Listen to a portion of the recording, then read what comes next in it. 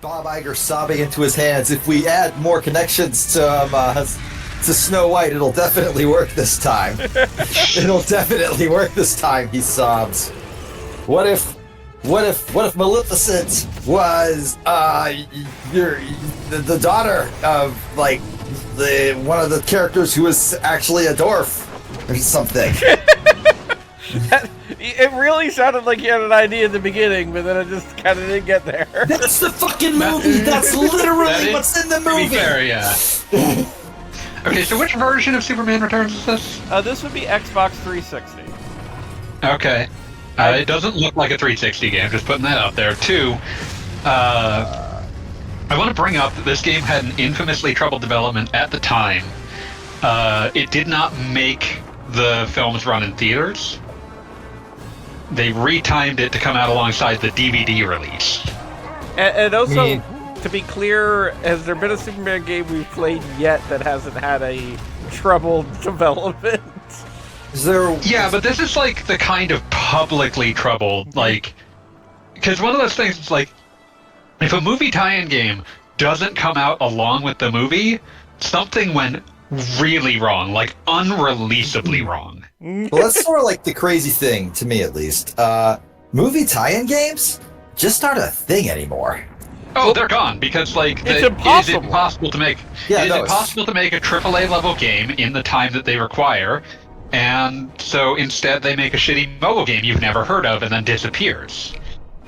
And legitimately, the movie tie-in game has never existed on a level where they wanted anything more than a shitty mobile game. Like, it's never been like Steven Spielberg. Steven Spielberg is producing E.T. He needs the best video game tie-in. Okay, here's like the super fucked up thing. I can think of exactly one movie tie-in game that, like, I would say is like legendary AAA 10 out of 10, whatever the fuck you want to call it. And that's Spider-Man 2. Yeah, that was good. That one's super influential. Yeah, I can't think of any others at all. Like, I'm drawing a total blank. Okay, sure, but that was that even a tie-in so much as a, Vin Diesel's got this whole thing he wants to do. I know it's a tie-in to the movie. It came out to go along with the movie. It was like, it doesn't have the same plot, but it was absolutely part of like a multi-pronged media approach. It wasn't just an ad. Yeah, okay, sure. So that's two. Do we have a third? This didn't work, but this was the intention that the Wachowskis had with Enter the Matrix. That doesn't. That's. I respect the intention. Sure. We'll give them half credit, but half credit is in this case still C minus. And they also made the Matrix Path of Neo, and that game actually owns. Yeah. Okay. Sure. Okay. Cool. So three possibles. I'm racking my brains for a fourth. GoldenEye is great, but it came out like years after the film. Yeah. They named it GoldenEye, but like I'm pretty sure we were already on the next Bond movie by the time that one came out, which I guess would be Tomorrow Never Dies. I think I'll fucking look at my Bond movie. I can't remember if it's that or World Is Not Enough after. Bond movies. James Bond. List of James Bond films. Here we fucking go. All right, GoldenEye. Tomorrow Never Dies was 1997. When did GoldenEye come out? 97. Okay, yeah. So we were literally early 97. We were literally like had the next Bond movie already in the pipeline. Trailers for it had probably already come out. Definitely. In fact, let's see. Okay, so maybe not. The release date was in December 97, so maybe we hadn't seen trailers for Tomorrow Never Dies yet. But still, though. Yeah, it's still one of those things where it's like, this was years late. Rareware and Nintendo were actually given right of refusal to make another one, and it was just determined that, like, Eon takes so much money that this can't possibly be worth it. Damn. All right. Was GoldenEye that was the best-selling console game of 1997. Was GoldenEye the first Brosnan Bond? Yeah. Yeah. Okay. Cool. So it had been gone for a while at that point. Here's the thing. We jumped from License to Kill in 1989. 88 or 89. 89. Yeah. To 95. Right. That's a 6-year gap. Yeah. Which they They let it sit for a while. Like, that was an unusually long time to not have a James Bond. And then, at the time, at least. Then, 95, 97, 99, 2002. So the longest gap was 3 years. They were, Pierce Brosnan was hot shit for a minute there. And honestly, probably my favorite Bond. Like, yeah, no. Oh, yeah, no, I think he's also the one that I like hearing in the interviews. He always seems like just a stand-up guy. Yeah, he seems like a fun guy. I'm reasonably certain he has a rider in his contract or something that says, I have to fuck the hottest chick ever as part of the plot. This is important. To be fair, that's who you want for James Bond. That is who you want for James Bond. He carries that whole thing, doesn't he? Because I saw another Pierce Brosnan movie, and in it, he has sex with two of the hottest women you've ever seen. And then I think he even has sex with one of the hottest women, or is implied to be sleeping with like two super hot women in The Foreigner, which is the serious Jackie Chan movie. A phrase that is very rarely uttered. At least in the past 3 decades. Yeah, well, Jackie Chan knows what he's about for the most part. He's always been a guy that wants to have fun at the movies. Yeah, he's extremely good at like a very specific sort of action comedy. And also, like, if the articles I've read, and what absolutely hysterical Sean Baby articles to be believed, method to the point of actual insanity. Like, Get to the target area as fast as you can. like, I think one of like the final item on Sean Baby's list was not like the most horrifying and like most obviously death-defying stuff, but the most needlessly painful. He chewed up a bunch of hot peppers and spat them on his hands to make his hands hurt a lot so he could punch harder, right? Use your Oh, heat Lord. vision Those were real. to deal with any cold objects. And that's the sort of thing where like you could just with a camera cut, have him pop the pepper in his mouth and then cut away, spit it out, and then spit like some red substance on his hands. That is so easy to do in a movie, right? There's no reason to suffer like that. I think a lot about the fact that Jackie Chan and Owen Wilson co-starred multiple times.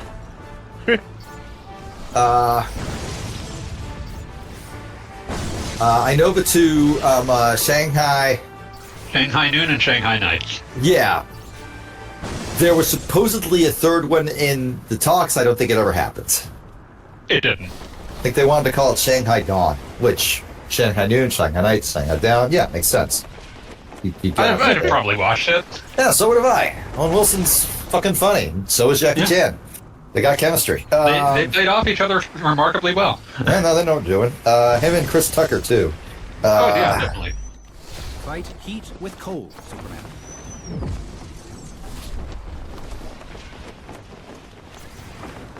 There's no time to wait. I'm reminded of the fucking Superman. If you use your heat vision on that, it's just going to get hotter. You're making the meteor worse, Superman. I don't know It if looks like it it could sucks, but not in explode.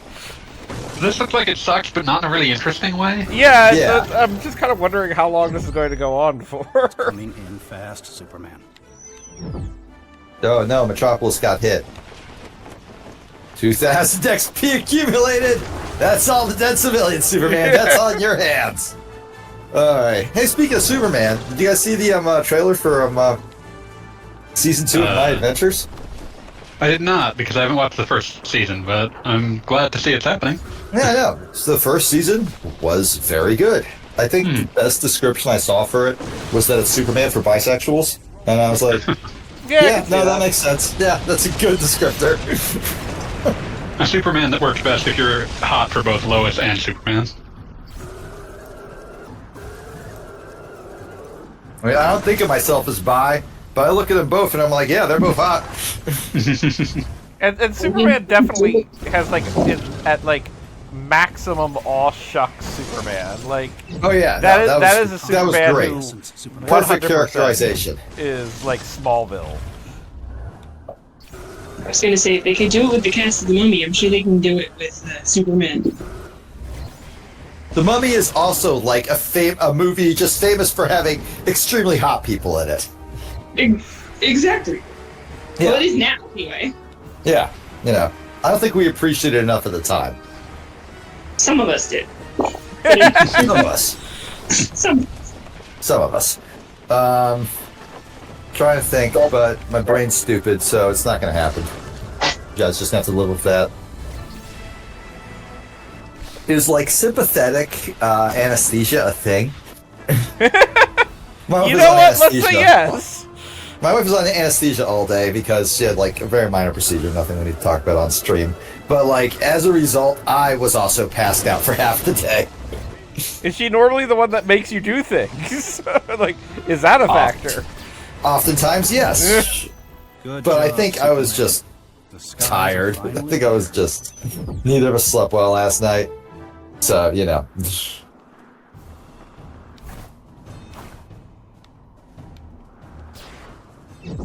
So, I basically became conscious, like fully conscious, like an hour and a half ago. Superman, a little help down here. Oh no! Someone's shooting lasers at Metropolis. You better do something about it. Thanks a million, Superman. One last meteor, and it is enormous. It's like, once again, there's an exclamation point in the sky. A super speed attack should break it up, but you have to hurry. You ever see One Punch Man, Gogglebob? I have. I love the bits. I'm sorry, The city has a health bar. Oh my god, that's CG Superman. That's you were kidding, yeah. That's not good.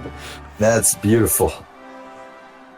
No, I love the bit where Masaitama just like saves the city from a meteor by just jumping right through it.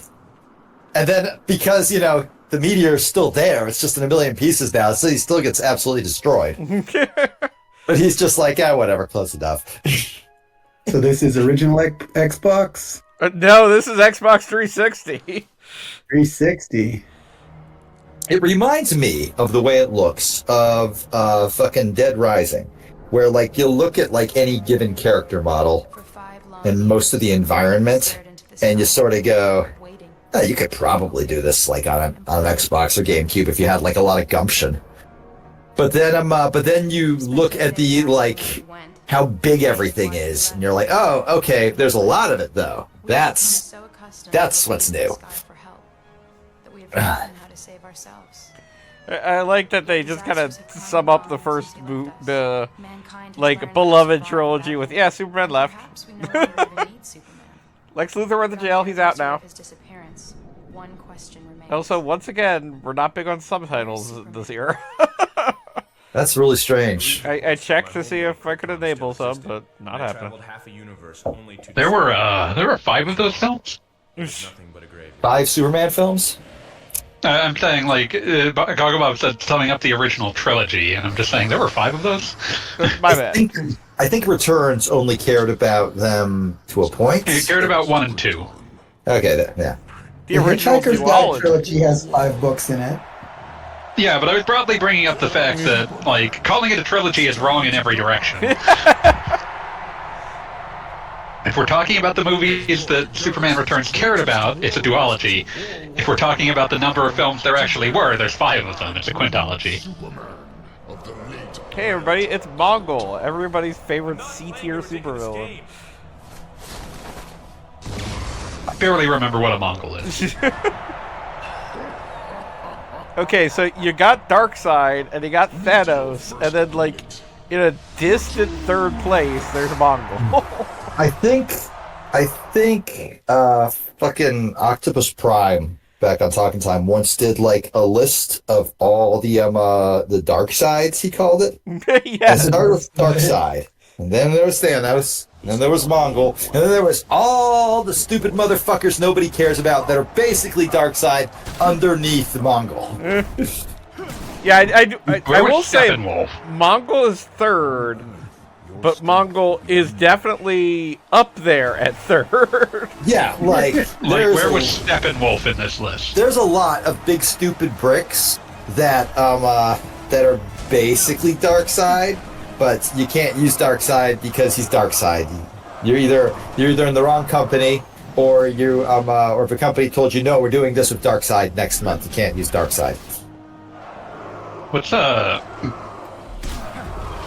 ever think about the Steppenwolf? Like, the thing about Steppenwolf is that like he's sort of knows Darkseid. Like, I think they're related. I don't Yeah, no, nephew? he distinctly works for him. Yeah, and like he's because one of the big things about Darkseid's apocalypse is that there are any number of like underlings that the whole point is that Darkseid loves watching them all fight each other. Yeah. So like Steppenwolf's one dick. of them, and then there's that one guy who thinks he's from that one TV show. So I think a lot, like, the reason I brought it up was, of course, that, like, when Zack Snyder was architect of the DC universe and then, like, abruptly ripped away during Justice League, like, there was some pushback within the company of, like, oh, well, the villain of Justice League 1 can't be Darkseid. You have to build up to Darkseid. Yeah. So that's why you get Steppenwolf. Yeah, that's literally exactly what happens. I'm not a huge fan of any of Zack Snyder's movies, but I will say the reason he dropped out of Justice League is very understandable. It's very understandable, it's very tragic, and the other thing I would say was that, like, a lot of them are bad movies or ill-conceived movies. Oh, yeah. But they are not... But most of them aren't boring movies. No, that's the great thing about DC compared to Marvel, which that whole chunk is over. James Gunn's going to be doing something with it. Yeah, and like we might actually get something that is both good and not boring. He'll probably make something great. He is quite talented. But like the thing about like that whole era of DC is that they were never ever as like your average DC movie was like nowhere near like the production line efficiency quality of a Marvel movie. Mm-hmm. But like they could be so much worse or so much better. There was no middle ground. I am reminded of like fucking like I think it was in the fucking like hours long H-Bomber guy plagiarism video where he just says like, I didn't think YouTube videos could have a soul until I'd seen ones that didn't. That is great. That is fantastic. And many of the DCEU movies have blackened souls filled with evil, but there are souls there. Yeah, no, there is something there. Like, you can. All right, here's something that blows my mind. When it became very obvious beforehand that the Marvels was going to bomb, Bob Iger all of a sudden went on did a bunch of interviews where he said that Disney was going to move away from message movies because we want to make movies that are just great movies. We don't want to bog down in the message. This was his subtle, and let's put that in enormous scare quotes, way of throwing the director under the bus, right? Because and putting this and like giving red meat to the kind of person who's like, the Marvels is bad because of woke. Yes, but, and I feel this is important. I then watched the Marvels. That movie doesn't have a fucking message. Yeah, like obviously. There's nothing there. It's like that that's movie the problem exists with that's the problem. to shuffle the deck a little bit before they try and salvage the fact that that Kang couldn't stop beating his girlfriend. It's like that's the like the problem of Marvel writ large is that like, oh, this has nothing underneath it except you should watch another Marvel product. Yeah, the entire movie. Like even if it has a self-contained character arc or story arc, it doesn't matter because like that story arc doesn't do anything other than say, and next time. Yeah. Well,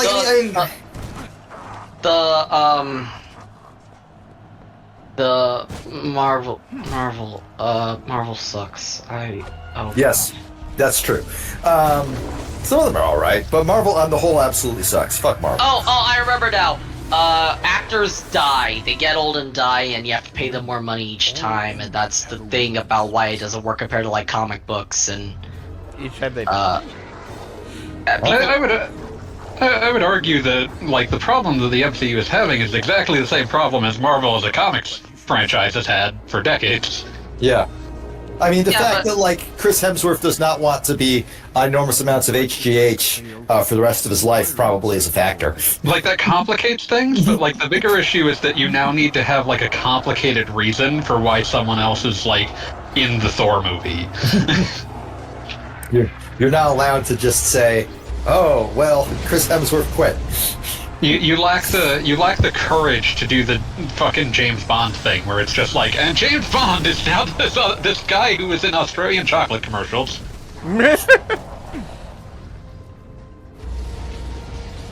Nothing What has is- ever been more tragicomic than the career of George Lazenby.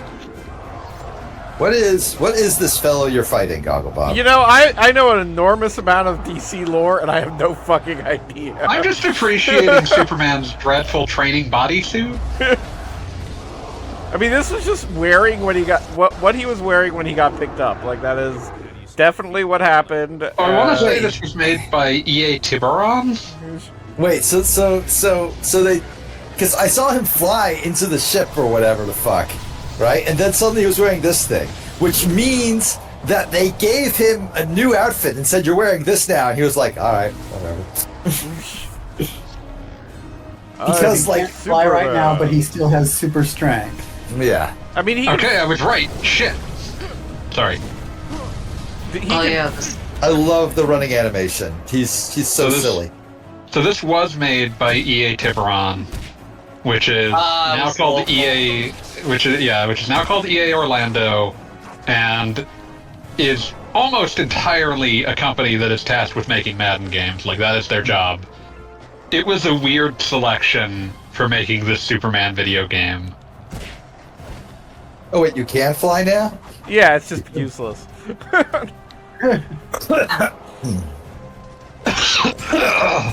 Pardon me.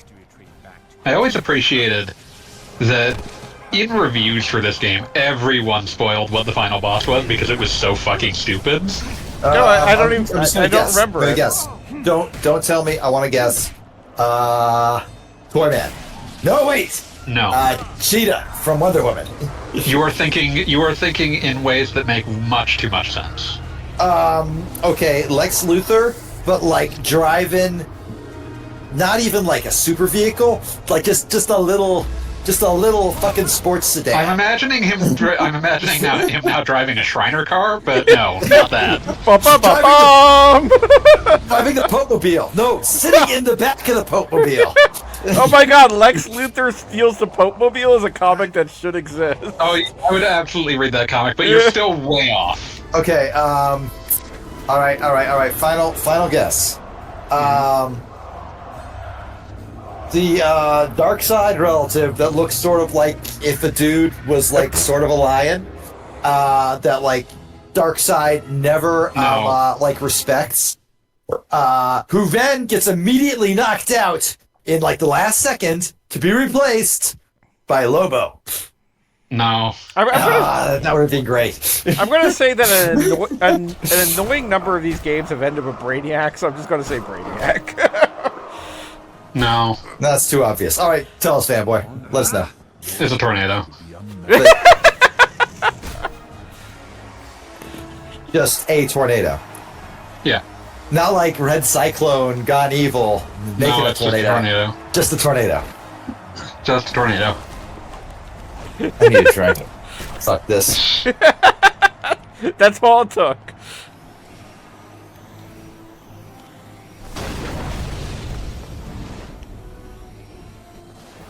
So once again, we are playing a Superman game that does not have proper checkpointing. Just shocked by this. We have to go through the whole stupid fighting tutorial again now because we lost to the big guy. Pretty sure I only lost to the big guy because, like, the targeting thing was kind of annoying. Perhaps you should turn around. You've defeated one. but you can't stop us all.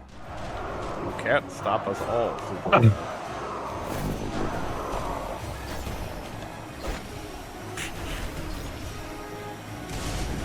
I mean, once again, like, okay, so, Fanboy, you can tell me, is this game released before or after Hulk Ultimate Destruction?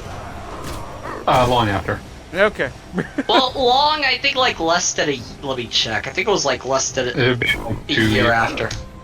Hulk was released in 2005, Hulk Ultimate Destruction August 2005, and then Superman Returns would have been 2006. So it would have like...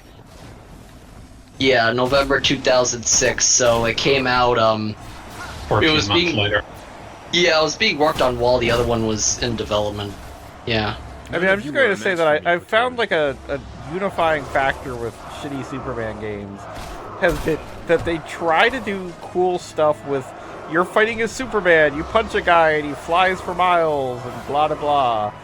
And like that's all good and stuff, but then you spend like half the game running after the dude you just punched. And it's like, well, thanks. Like I could have just like I would have been happier if I could just punch him and then that was all. But here we are. And so that's seems to be something that's going to be happening tonight. I'm back. Like chasing your opponent. How you're still here? You haven't graduated to fighting a light breeze yet? God. Maybe work your way up to a gust of wind.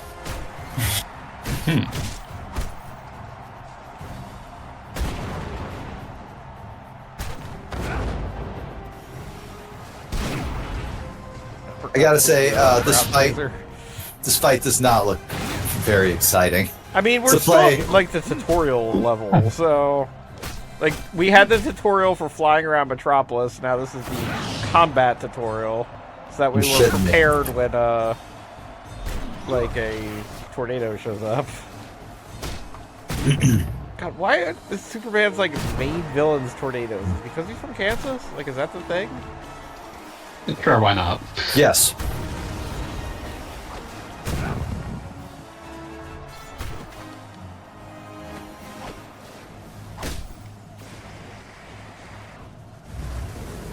I like that this dude can just block ice breath, which just doesn't seem right.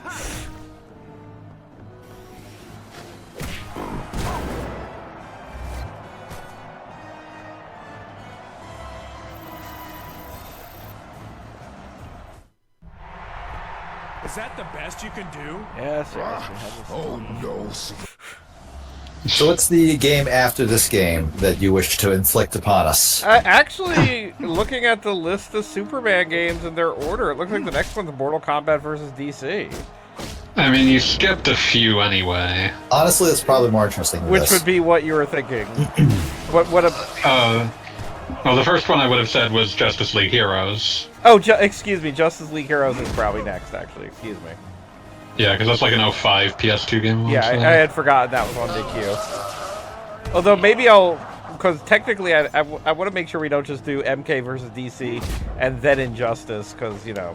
There's a bit of an overlap there. after MK versus DC, I'd throw in like Lego Batman 2 DC superheroes. Yeah, Lego Batman 2 is on the agenda. Yeah, so that would be your way to split that from Injustice. I actually confirmed that I've got that on Xbox One playable. I knew I had it somewhere. Oh yeah. And yeah. Throw. Wait. Oh, it goes through it right now? Yeah, he's made out of purple goo. Environment serve as your weapon, Keller. I feel like there should be like a little tiny dude like visible in the middle of that like guy, and that should be like the thing you're aiming for. To be? Yeah, like I keep looking at him, going like there should be like a little dude in there that you should like, but like is his true form, and you need to hit that. But I don't know. I guess not. I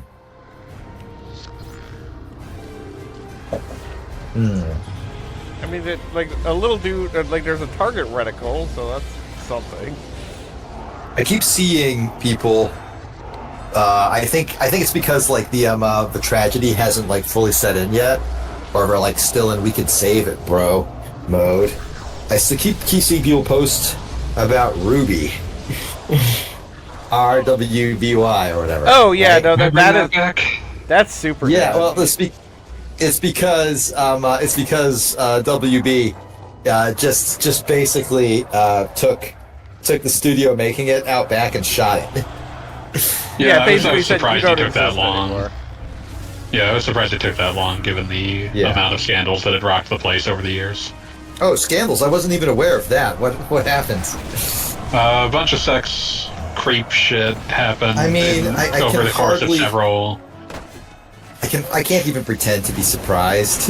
Over the course of several different scandals, there was the implications of like just general like being a unsupportive work environment. We'll go with that. Put forward by literally like LeVar Burton's daughter. Like that is not somewhere you want to be.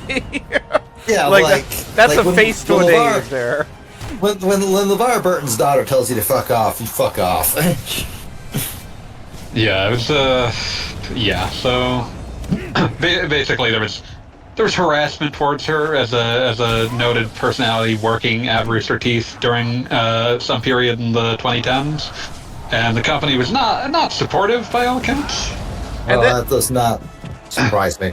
And then that's terrible. But also, to be clear, what is it, Monty Ohm, who was like Monty Ohm has also been dead for like 10 years. I was about to say like, he was a huge super creative force, and He was where the thing very came behind. from. Yeah, like where everything, and like people are like, oh, the show isn't as good as it used to be. It's like, well, because they've been treading water for like 10 years, like.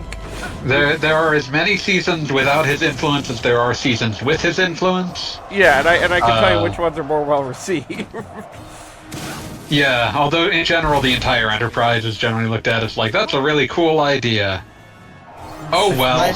My impression was largely, wow, they certainly had an excellent animator on this. Okay, moving on. Yeah, no, I what mean, else we got? It is that's the a kind of shame. thing that could potentially, like, it's a weird kind of thing I'm saying nowadays, because particularly with the different, random, like, clips that would be available on TikTok or YouTube or whatever, you could really make a killing by just having a few good fight scenes and, like, attaching it to, don't you want to see the whole, whatever the fuck this is? Subscribe to sure, HBO like, Max. I could see that making like some waves or something. But unfortunately, they can't pull that off, it appears. Nope, they just didn't have the oomph for it. Here's the thing, and I thought about this quite a bit when rewatching Advent Children, or as I like to call it, the Christmas Kids. Yeah, we get it. Yeah, see, it only took you a moment there. No, My I big don't get it. takeaway, Christmas Advent calendar. Oh, that kind of Advent. Come on, man. We're just too cerebral here on Even Worse Cereals. Work with me here. No, the thing that like struck me about that was I remember being very impressed by the fight scenes when I saw that shit in like the mid zeros. Rewatching it, I kept thinking about, I shit you not, this rando's Ocarina of Time fan fiction that he's been making in Blender for like 3 years now, which had better fights.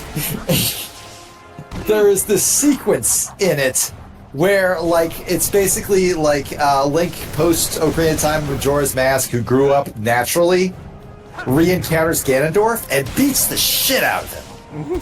And he uses like every trick in the book, but like at the same time, it makes it look like it hurts. That's the thing that I think is missing, especially from Ruby, but also from Advent Children. Nothing looks like it hurts.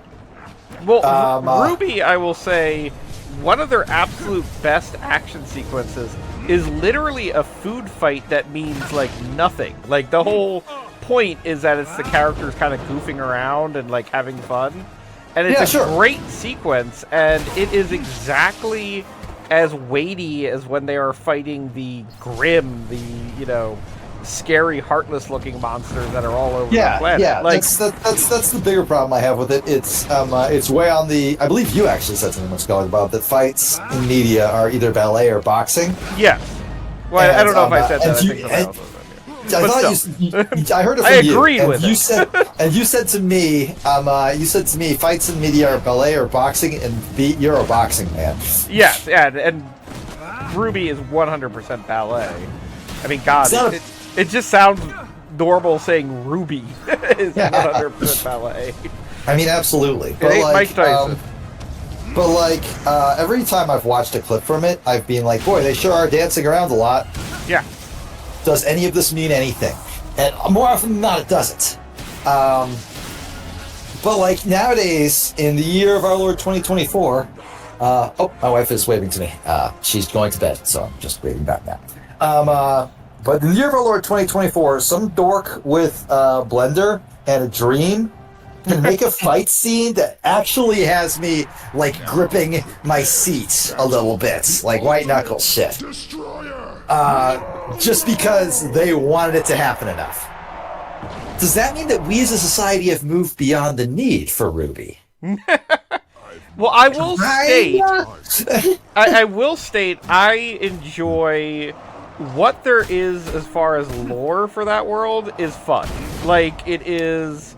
Sure. It is the idea of essentially storybook characters, but they kind of come from a superhero-based universe. Like, Ruby, the main character, is basically Little Red Riding Hood. And it's just kind of like, well, what if Little Red Riding Hood had a scythe that was also a gun? Like, we have all asked this question. We all understand. It must be a normal answer. I'm not gonna let you put words in my mouth. I'm not gonna take. What if? I'm not going to. What if Snow White had ice powers? Like, these are normal questions. Thanks, American McGee. Fucking American McGee. Said no one ever. No, it said American McGee. Yeah, no, American McGee absolutely said that shit. Thanks, me. And then somehow added a bunch of fucking racism to it. I forgot. I mean, I know Bad Day LA was like insane. Yeah, I was thinking of Bad Day in it. I was just thinking of Bad Day. I was not aware that Alice had racism in it, but I'm sure like if you just scratched the surface of Alice, you'd find some pretty virulent racism very quickly. Alice has some weird going. Alice has. I mean, you don't get much more archetypical than like the actual characters of Alice in Wonderland, and for some reason, some of them do go in directions that are kind of like, were you trying to make this guy weirdly Asian? Like, that is definitely a thing. I'm going off of like 1/3 remembered half memories of like 20 seconds of the Disney movie, and even there I'm thinking about like this caterpillar smoking a hookah and going, that's true. Yeah, I'm pretty sure he's supposed to be like an opium guy or something. Pretty sure. This camera sucks. You're still in the tutorial. Why do you insist on My experience with Ruby is that Blaze Blue Cross Tag Battle was the first fighting game that I bought. Oh, really? Aw. Caithness, you and I are very different people, but one of these days, I'm gonna come over to your house and shove you in a locker. I was really guessing you were gonna say hit you with a tire iron. But... So wait, why was this the first fighting game you bought? I need to know. Because it was new when I decided to get into 2D fighters instead of Smash Brothers. Yeah, fair enough. I would also like to bring up that Sandra Lynn commented in the chat rather than say things. Oh, congrats on Chief. And also it had characters from Under Night In-Birth in it. And I had decided from watching tournament streams that Hilda in Under Night In-Birth was my favorite fighting game character. gonna be your main. Yeah, but she wasn't added to Cross Tag Battle until later, but fortunately she was. What was her name? I need to Google this. Hilda. The fucking Blaze Blue? No, Under Night in Birth. Under her night. Okay, Under Night. There might be a dash somewhere in there. Hilda Under Night in Birth wiki. Alright, yeah, 7 out of 10. I get it. She's no Elena Street Fighter, but I get it. You know, I feel like we society can set our standards a little higher when it comes to waifus. Well, it was her moveset that I Sure it was, liked. buddy. Sure it was. It's always about the move set with the ladies.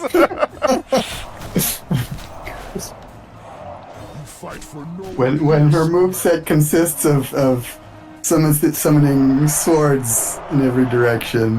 Alright, that is pretty cool. My favorite fighting game is Smash, and my main is Little Mac, so that tells you basically everything you need to know. I do like when they released Cross Tag Battle. Ruby has a whole 4 main characters, and the initial release only had 2 of them. Like, guys, we could try a little harder.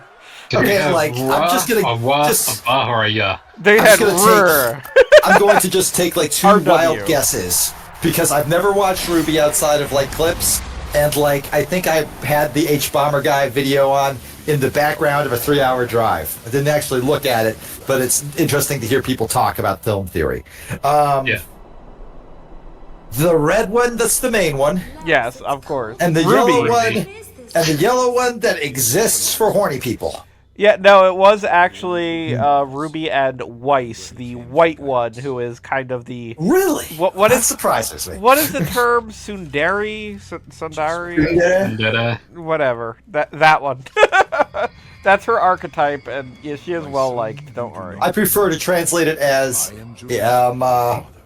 that's somebody you should be with. Emotionally dishonest. I mean, if you put it that way, with the yellow one is like boob bait, and then you've got the main one that is like the what's the old archetype, Genki girl, like happy all the time and whatever, and also has a scythe.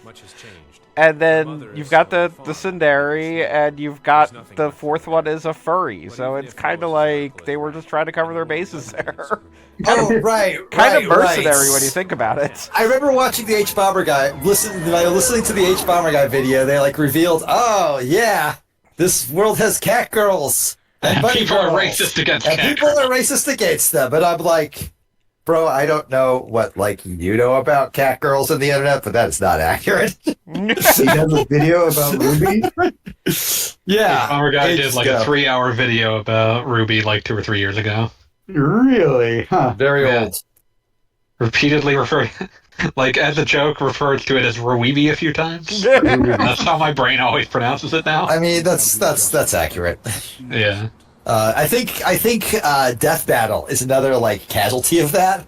Which that would have died along with it, I think. Death Battle was never great, but I always appreciated there was somebody out there keeping the tradition of Mega Man versus Sonic Sprite battles on Newgrounds in 2002 alive. Wait. Very. Can we take a moment to just admire Superman's flying downward animation? Like, there's so much a disaster about this to be admiring. This game's running at like 18 frames a second half the time.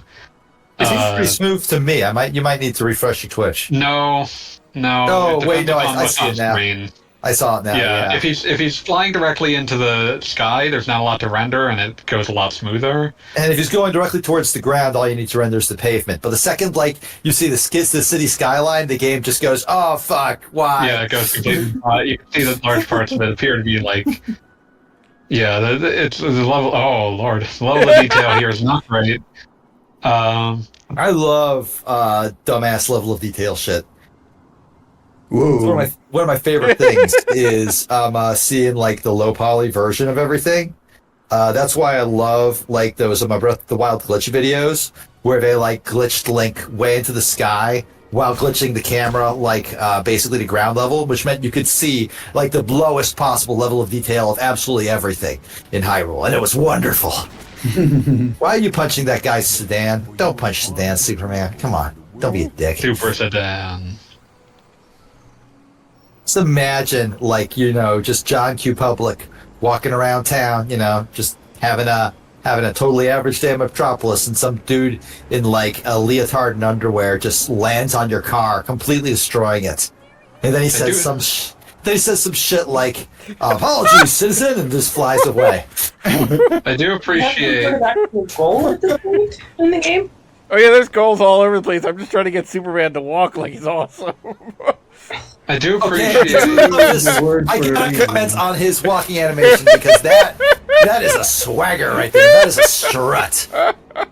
That is a man walking without purpose, and that gives it purpose all of its own. I'm just picturing, like, you go to Metropolis, maybe you'll see Superman, it'd be kind of cool, and he's just walking weirdly through the intersection. It's just the arm swing. It's the arm swing. It's all like, here we go. It's like he's just trying to keep it extra, Like traffic backed up for miles. I could see somebody like attaching the song from Spider-Man 3 to this like video what we're seeing right now, and it just fits perfectly in my brain. Oh shit, I'm going to Abbey Road. Over here. Road it. Abbey Road that motherfucker. We're Abbey Roading. It's hard to keep the camera straight. Keep Abbey Roading. Yes. I also love all the people he's bumping into who are just like, who aren't like, holy shit, it's Superman. They're all just like, watch it, buddy. Hey, I'm walking over what's here. this button? Oh, sorry, my bad. You okay? All right, you're cool. We're all cool here. Don't worry about it. You literally just shot the poor lady in the belly shirt with your laser eyes. It's okay. I'm drunk. It's okay. I'm just drunk. God bless 12-ounce mouse. 12-ounce mouse. 12-ounce mouse. 12-ounce mouse. 12-ounce mouse. Hey guys. What? You just killed that man! I didn't kill that man. Look at this ambulance. It's just fine. I don't feel like that helps. The citizens. Yeah, this seems very un-Superman-like. I wanted to bring up, I appreciate that the game had, like, tooltips to tell you not to murder people, but they were tooltips that were, like, written in character. Like, oh, be careful, the world around you is not as durable as you are. Like, I mean, that's pretty good. It wasn't even about killing people, that was about putting a hole in a building. yeah, well, this is also that. On Earth, your strength will be On Earth, your strength will be unmatched. Like, all of this is for some reason written in, like, in-universe tooltips. Did they I do like how it, like, shows up originally as, like, just wingdings, and it turns into English. Like yeah, because it's a Kryptonian. Yeah, it's Kryptonian. I'm sorry, did they not, like, playtest any of Superman's walking or running animations? I think they were trying. No, because you're supposed to fly. No, I think Gotta they put were down trying. this car! Gotta put down this Please car! I am going to fucking finish this sentence or die trying. I think they were actually deliberately attempting to invoke the physicality of him throwing the car at the start, at the cover of Action Comics. Like, I think that they wanted it to read like that from several angles, and they accepted that it was going to look bad when he started walking. I'm still really bad. Action Comics! I love this running animation. This is so great. Inside Out. How he's got like those high knees. It's fantastic. This is absolutely sometimes you can't get rid of a bomb, Superman. Like, Your cape is like extremely fucked up. Some poor overworked like animator spent the entire project working with as many programmers as possible trying to get that to work, and all of them eventually had to throw up their hands and say like it's just gonna look like that. It's literally Inside Out if you look at it from the back. It's shit, you're right. Bothering me. That's amazing. No, I mean, like, in fairness, there was like I think a scene in The Last of Us Part 2 that like got some traction on Twitter from the sort of stupid assholes that would like call a game the greatest game of all time because of that. Fuck The Last of Us Part 2. But there apparently is a scene where a guy takes his shirt off and there's no clipping. And everybody was It's like, a lady, holy but fuck. yeah. And like Whatever. it was a lot of the praise was down to the fact that it was from like people who work in game development, because like players don't notice that, and that's part of why you don't bother. Yeah. I Is that, definitely like- noticed clipping. No, we this noticed wasn't about clipping? clipping. This wasn't about clipping. It was about leaving it on camera. Usually they remove, like they'll strategically cut away when a character is like removing clothes or whatever, because like it's not worth animating. Yeah, it's just a giant pain in the ass. I will say it. I've said it before, and I'll say it again. One of my favorite things early in Persona 5, there is a scene where they're trying to escape like a room they've been locked in, and they determine they're going to take the grate off of the vent that's near them and crawl through the vent. And so they're like, "We'll take the grate off the vent." Fade to black. Comes back up from black. Okay, now we can go through the vent. Oh, right. And Well, it's like, making we a did not bespoke feel like remove vent animating animation that. was not worth it. Yeah, It but just- like it was so blatant. The scene I always think of is Senator Armstrong ripping his shirt off in Revengeance, right? And that's actually done pretty tastefully. Like it cuts like to one of his arms just flying outwards and like a bunch of like particle effects flying off, and then when it cuts back to him, he's shirtless, right? You don't actually see him take his shirt off. But it's done in such a way where it still feels like, dramatic, and you don't feel like you were cheated. If a scene fades to black to skip over somebody picking something up off the floor, I'm gonna make fun of it. Okay. Hello? I think Keith Kate was answering a phone. Oh, I thought I muted my mic. Yeah, sorry. All good. I like that I just tapped a button just to see if I could interact, and I'm immediately carrying somebody else's car. And I don't think Seriously there's a though, I'm gently surprised put that your down button. I'm surprised that your Nope. cape is still inside out. Like that's I kind tried of shocking. flying around to see if that would help, and it didn't. Maybe if you enter a cutscene. Maybe if you go to one of Yeah, those my like suspicion markers. would be that they would need to have any hope of consistently getting it back. You're just gonna have to wait until they reload the Superman model. Yeah. So, Okay, so basically, you're like with that health bar there. You're told not to have any fun, but at least this is the first Superman game where you can just unashamedly be. Oh my God, there's a gas station. Oh, fuck the cops! Fuck the cops! Lasers, do it! Do it! Oh! Nope, there we go. Took a minute. Don't worry, citizen. I was just testing to see if that would work. There we go! Yes! Fucking finally!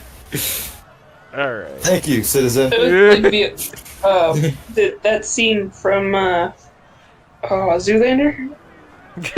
oh God, the gasoline fight. The freak gasoline fight accident is one of my favorite lines in any movie ever. The notion of there being like 4 people and Derek Zoolander is the only one with the presence of mind to be like, do not light a cigarette while we're having a gasoline fight. 2 seconds ago, that robot thing was just a pile of scrap metal. What the heck's going on? Something Darwin. Something. Zoolander is a very funny movie. Metallo! Remember when they made a sequel? No, you don't. No, one I don't. remembers that. I really don't. I didn't see it. I didn't need to see it. All right. You there, Everyone- Robot? Is that a Terminator version of fucking Doomsday? I'm guessing Metallo. Yeah, that would make sense. Remember when Factor 5 was going to make a Superman game? Okay, for a second I thought you clipped through the floor. Yeah, I came As close. did I. But yeah, remember when Factor 5 was going to make a Superman game?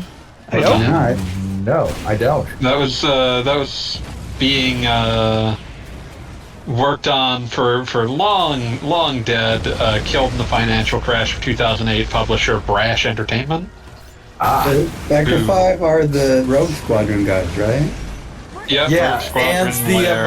I'm putting it into the... Blair, that's the one. That's the What was one. Your anger is no Said, way to blow yourself up, Goggle Bob. Yeah, I was trying to do something that would, like, Your day has come, Metallo. get rid of the robot. It got rid of the robot. It did. I think a lot about how, like, part of Factor 5's, like, requirements for, like, getting contracts from Sony after Lair revolved around, like, how well it scored and whether it came out in time for the PS3's launch. It missed the PS3's launch because the PS3 was a nightmare to work with, and it scored low in part because Sony mandated that it have only motion controls at launch. Yeah, no, that was so fucking stupid. I still can't believe they mandated that. And because of that and the collapse of Brash Entertainment in the following years, the company went out of business. Can't imagine why. Great times. Also, hello to Just Burgundy in the chat. Hello. I was gonna say 1,000 fist combo. Okay, I'm going to test. There is apparently a refill health code. I'm going to see if that works. Heated.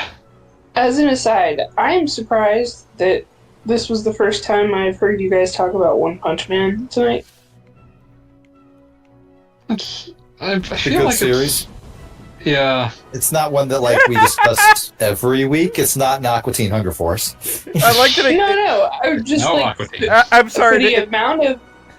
Oh, you got the shame achievement. Yeah, I got a shame achievement. Oh, shame! Shame! The first time I ever got a troll achievement was playing Fear on the Xbox 360. And I was very bad with grenades in that game. And if you accidentally blow yourself up with grenades 5 times, you get an achievement worth 0 points called Suicide King. The Kang. Yeah, my first shame achievement was in the Simpsons game. It had a shame achievement if you died a certain number of times, and it was 100% like a level that had like an instant death trap at the very beginning. So like I felt kind of annoyed that was how that happened, because it was something that like was built to kill you immediately, like as a joke, and then you know jump over it the next time. But I took it personally. Yeah. I think a lot about the one that, like, was the Bullet Witch achievement that's just designed to piss people off. Because I don't remember Bullet Witch at all. it was a totally unremarkable, shitty shooter made by, like, AQ Interactive or some shit. But So- Bullet Witch had an achievement for playing the game for 15 or more hours that was worth 99 points. And the only way to get the last achievement point, because the last achievement that anyone's going to get is worth 1 point, and it's the point you get for beating the entire game on its hardest difficulty mode. Nice. I mean, alright. Sure. I'm looking Like at the it cover is- for Bullet Witch right now, and honestly, that's a lot more tasteful than I assumed. It's not good, but like, you know, compared to where my expectations were set, sure. It's no Bayonetta. Absolutely Goggle not. Bob, what are you doing with this poor citizen? Don't worry. I've got you. I'm giving them the time of their lives. Now I'm remembering how good, like, one thing that I do like about the How are Insomniac... you so bad at picking up the lady who's cowering? Because she's coward, probably. One of the things I do like about the Insomniac Spider-Man games is that if you try to punch a citizen, the way that the game gets around you doing that is that it just automatically, like, detects that you're trying to punch a person, and just, like, has Spider-Man do, like, finger guns or high fives or whatever, some sort of, like, supportive gesture. I like supportive gesture. That sounds good. You just deposit that chick on the roof and fucked You off. saw exactly what happened. I mean, call me Captain Obvious, but remind me never to be stranded in a city under siege with you, I guess. Look, let I me don't just. think Goggle Bob can fly, so you're probably fine. If I ever get superpowers, just please leave the city. You know better. Yeah. Just get out of there. Yeah. I mean, I'm already on the other side of the state. That Yeah, there you go. You're safe. work. You seem pretty disinterested in the whole helping people thing. I'm getting better at it. Our Blowing truck up. didn't start spraying water until you got there. They were hoping for that superpower, that super You're help. kind enough to wait for him. Objective complete, 1000 EXP. Superman made quick work of this blaze. Think a lot about because this always makes me think of I think I've brought this canceled superhero game up before because so Brash Entertainment, after working Oh my god, the bounce on that thing! Holy shit! Jesus, I like how it also makes it super clear how much the other part of the city is just a billboard. So when Brash Entertainment died, it was in part because they had accepted a lot of work with studios to make dog shit in the hopes of building enough of a relationship to get with the studios to get access to licenses they actually wanted. So it's like here's like this was the publisher that was putting out your like DS Alvin and the Chipmunks the Squeakquel games. Oh, we gotta play And that. somebody has to do that, and like we don't begrudge them for doing that, but you know you're not going to be the best you can hope reputationally from something like that is, well, you guys certainly delivered exactly what we asked for on time. Yeah, and that's what they did. Like when the company closed down, they also had in the pipeline a video game called The Flash: Fastest Man Alive. It was a video game starring, of course, the Flash, like Wally West Flash in his first year as the Flash. Yeah, like it was a good excuse for him to already have an established rogues gallery, but also for him not to know how to use his powers. Sure. And then they were like, it was being developed by a company called Bottle Rocket, which was a bunch of ex-Sony San Diego company people, I want to say. They were a if you ever played the PS2 game The Mark of Kree, that was the people who formed Bottle Rocket. And if you ever played The Mark of Kree, the combat system that they had stolen from it actually makes perfect sense for the Flash. Because they had like a patent on this concept where you would select multiple enemies to fight, and each of them would be mapped to one of the face buttons. So you would press X and the Flash would just jet over to this dude halfway across the screen, and then you would press Y and he would jump to this other person. It gave you some useful things to do. Like it was Flash fitting combat, and there was some interesting ideas here of like they were going to throw in like this quote the idea being that Superman like, says ACAB. My God, I think that cleared orbit. Yeah, that went to the moon. That went to the moon. Just Burgundy is hoping to figure out who we all are. So I'm Beats. Fanboy, please indicate who you are. I'm a fanboy. I'm the one rambling about the Flash. And Spoggle Bob. I am Goggle Bob. I am actually playing the game and currently making things happen with Superman. Also, we I all think sound like pretty generic white guys.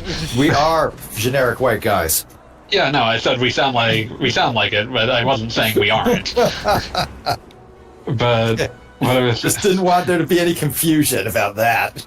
Yeah, but the other thing I was going to say to finish out this rant is had this neat idea where you were going to be able to like it would have like the random crime shit from Spider-Man 2.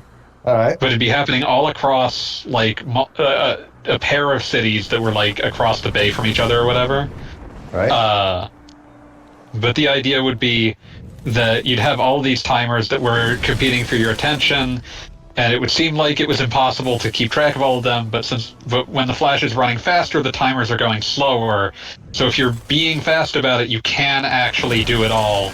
And like the better you were at resolving the crimes, the more that like the city would respond by like they would open up the Flash Museum and people would be like just talking about how cool you were when they saw you run by. Whereas like if you were bad at doing these or you weren't bothering, like they'd close that down. They would graffiti like images of your face in like in disgust. They would there would just be the ambient sound of the city would turn into like screams and gunshots. This sounds like a That's really fun game. That's actually really great. Yeah. This is one of the games that like I see. I've seen footage from the prototypes. There's a great YouTube channel by like it's a guy named Liam Robertson has a YouTube channel that goes into a lot of cancel games. But one of them. He did a video on this, and it's like this is one of those rare ones where it's like, oh, I think this really could have been cool, and it's a shame that it died. To tie this back in, I leave you with a Simpsons reference. Could it outrun the Flash? Could it outrun the Flash? Sure, it could. Could Superman outrun the Flash? Sure.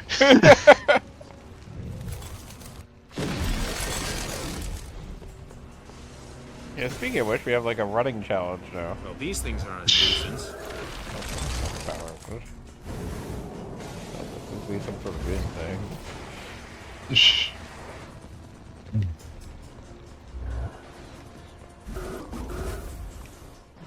Yeah, there we go.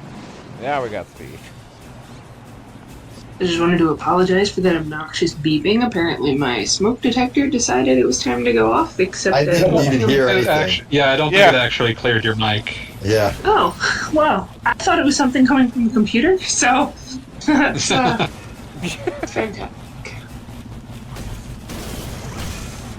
So it looks like the number one threat to the city is just like Metallo came up with some random goons and like they're all over the place. I do like the idea of Metallo just like bursting into like, you know, any sufficiently sized factory and saying, all right, I'm the boss now. We got to replace all these machines because we're going to be doing a mass production of me. You know, this is going to be like a 4-month project. It's not easy. But don't worry, none of you are fired. I was about to say, Metallo keeps everybody on staff. You got to make sure. We're still matching 401k contributions. Yeah, matching 401k contributions. And if any of you hate Superman, get with me. We'll talk promotions. Your healthcare system. And guess what? Your healthcare has been replaced with. You now have a robotic heart. We're sorry. It's been working out for our executives, so you know. And you know what? Just because I'm a nice guy, I'm bringing back Casual Fridays. Well, Metallo already showed up in his half-ripped shirt that he's always wearing, so he felt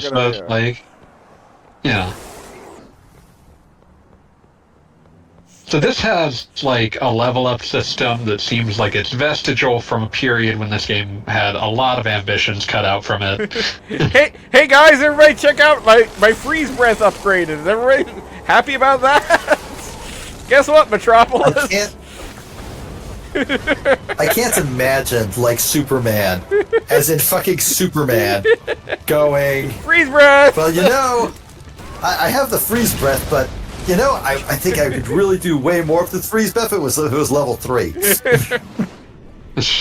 At level 3, I get blizzard breath. I mean, you were talking some shit like that. You were talking earlier about the new Superman series, but I feel like that does an excellent job of Superman like coming into his powers and making it interesting. The great thing about my adventures is that it's Superman at his absolute weakest, where a sufficiently jacked dude punching him in the face hurts. Where he's a Superman that if you hit him with a car, he'd be like, "Ow, what the fuck?" He wouldn't die or anything, but he would certainly do shit be like, to deserve that, buddy. He would certainly be like, "Please don't do that. That was unpleasant." Like most Superman most Supermen most of the time are just like, why would you even waste your time with this? But that Superman would be like, whoa, buddy, what the hell? Come on, man. I don't do that to you. If I come into your place of business and throw things at you. Yes, statistically, Superman is the most likely person to do that of anyone ever. I do like the idea of there are random buildings on fire that have nothing to do with anything. Just Superman is a one-man fire department. Always the windows that are on fire for some reason.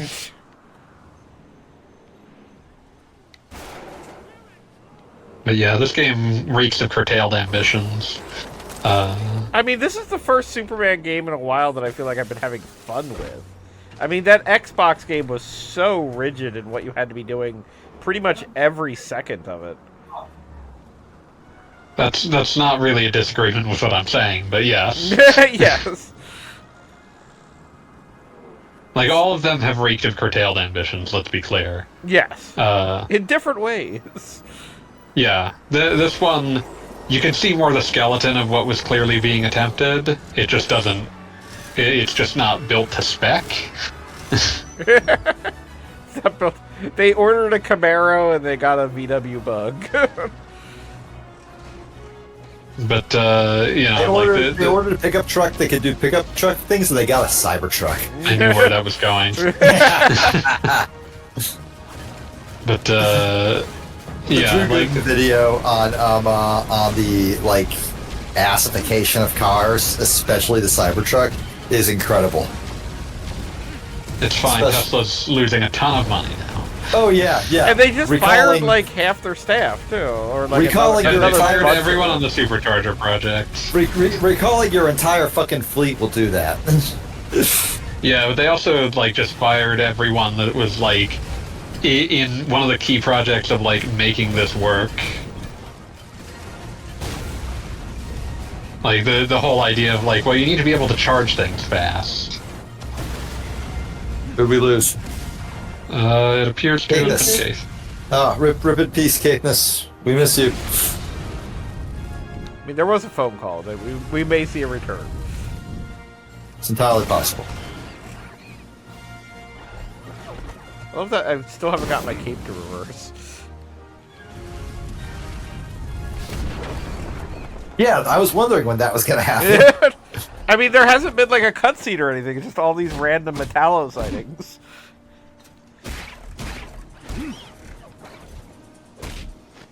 And Metallo created some sort of evil goat robot, which, you know, not cool.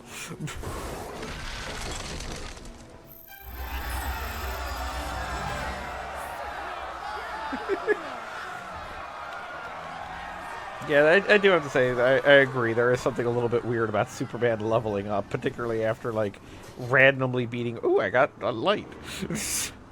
Uh-oh, it looks like there's a traffic jam here. Wonder what I can do about that.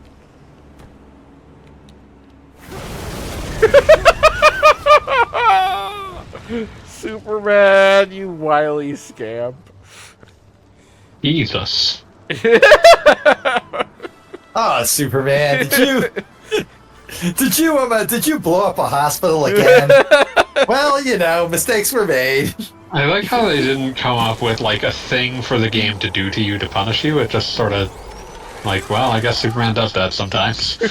Well, I mean, technically the city health should be going down, but I have entered a code it does not.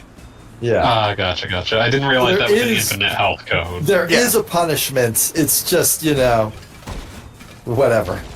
I mean, technically I should be rationing my destruction. Like, if I kill my robots fast enough, then we have ample health to then blow something up. No beer until you finish your tequila. Exactly. Yeah, this is also the first, I think the first, well, technically the Atari game, but this is the first game in a while that has, you are actually invincible. What can theoretically beat you is... Yeah, you can fail because the city... yeah, this seems to only be the case during, like, this open city segment, because, like, you absolutely did just get your ass beat repeatedly in the tutorial. No, in the tutorial, the excuse was that it was the crowd. If they completely liked the other guy, then you lost. Gotcha. Like I am overjoyed by the idea that, like, Superman is just such a consummate showman that, like, if the crowd is disappointed, he just considers that, like, defeat. Yeah. I've lost. There's no coming back from this. Mogul wins and takes over the entire cosmos. Superman flies up into the air, holding Mongol above his head, and screams, "Are you not entertained?"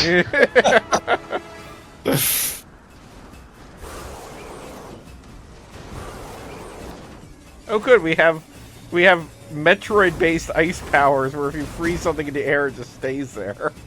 That makes perfect sense. I've never seen anything more sensible than that.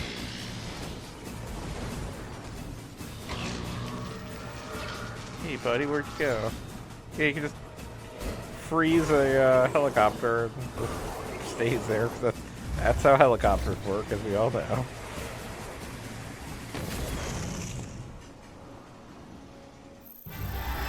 No time to wait.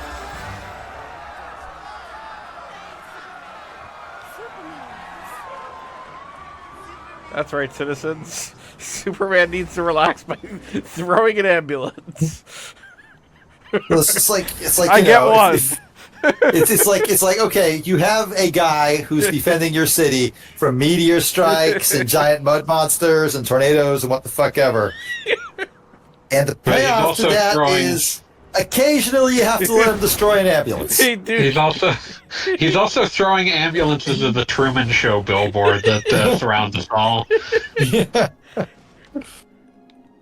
You know, there have been any number of like comics that they could just easily adapt to a video game where things would then make sense. Like, just Brainiac has shrunk the entire city down like Kandor. The end. Okay, we're in a dome. Yeah, all right. The very edge of the city is the edge of the dome. The end. We're good. That's it. They didn't, to be fair, they still had to be in line with what the movie was doing, so they didn't get a lot of say in that. Oh yeah, remember in the movie when he spent all that time fighting Metallo and Mongol and everything? I mean, this was like them reaching for the Spider-Man 2 mold, because like Spider-Man 2 has him fighting like fucking Mysterio, and that's never appeared in any of the good movies, so you know. No, I did think Spider-Man, whatever the fuck. I mean, you know, like I would say, Far From Home is. That's it. It's Spider-Man, my summer in Europe. No, it's absolutely fit. Yeah, I get it. I also enjoy being mean fanboy. I'm just saying that like it is yet another B- Marvel movie. And I'm tired of B- films. Give me so F, am honestly. I. God, I hate to say it, but after some of the recent Marvel output, I would put Far From Home above them, because Far From Home at least feels like it's about, like, you know, Far From Home has like actual charm to it too. It has that very teenage energy. Perhaps the last time we'll see that in a Spider-Man movie for a while, because you know. No, it definitely has that. Tom Holland's like 30 now. Yeah, yeah, exactly. Yeah, no, it does have that like, oh, the girl I like feeling to it, which I appreciate. Yeah, you know, there is you can't something do that there. with Iron Man. You really can't. Yeah, I want to clarify. Yeah, you said like the last time we'll see that in like a Marvel movie or a Spider-Man movie, or I don't know. We won't see it for a hot minute. We won't see it for a hot minute outside of the Spider-Verse films. Yeah, okay, the Spider-Verse films. Yeah, sure, yeah. But those are like actual films. So yeah, those are different. Those are criteria. Those are A+ films. We're talking about the B- Marvel films right now. Mm-hmm. I would say that Guardians of the Galaxy 3 was an A+ film, so that's the most yeah. recent one in my mind. I mean, that's James Gunn. Yeah, it's James Gunn. Yeah, that was an actual film. Yeah. What were the most? God. Okay, now I'm looking this up. Fucking Marvel Cinematic Universe. Show me the list of films, Wikipedia. I remember I felt a little bad. I didn't trust people when they said that Thor 3 was good, because people kept saying Thor 1 and 2 were good until 6 months after they were out when they admitted they were bad. Who in God's name ever said Thor 1 was good?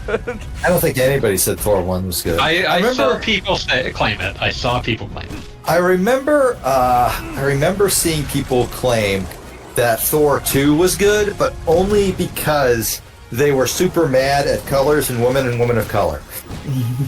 Oh God, that's a weird thing to say, but the only reason that I ever heard anyone say Thor 2 was good was because of actually the one, I can only describe her as quirky woman in it. I don't remember that character's name, but I know some people who were like, "Oh, she's so funny in it. It's great. You'll enjoy it." She's not. She's very, very annoying. Oh wow! The Thor movies had a huge tonal shift.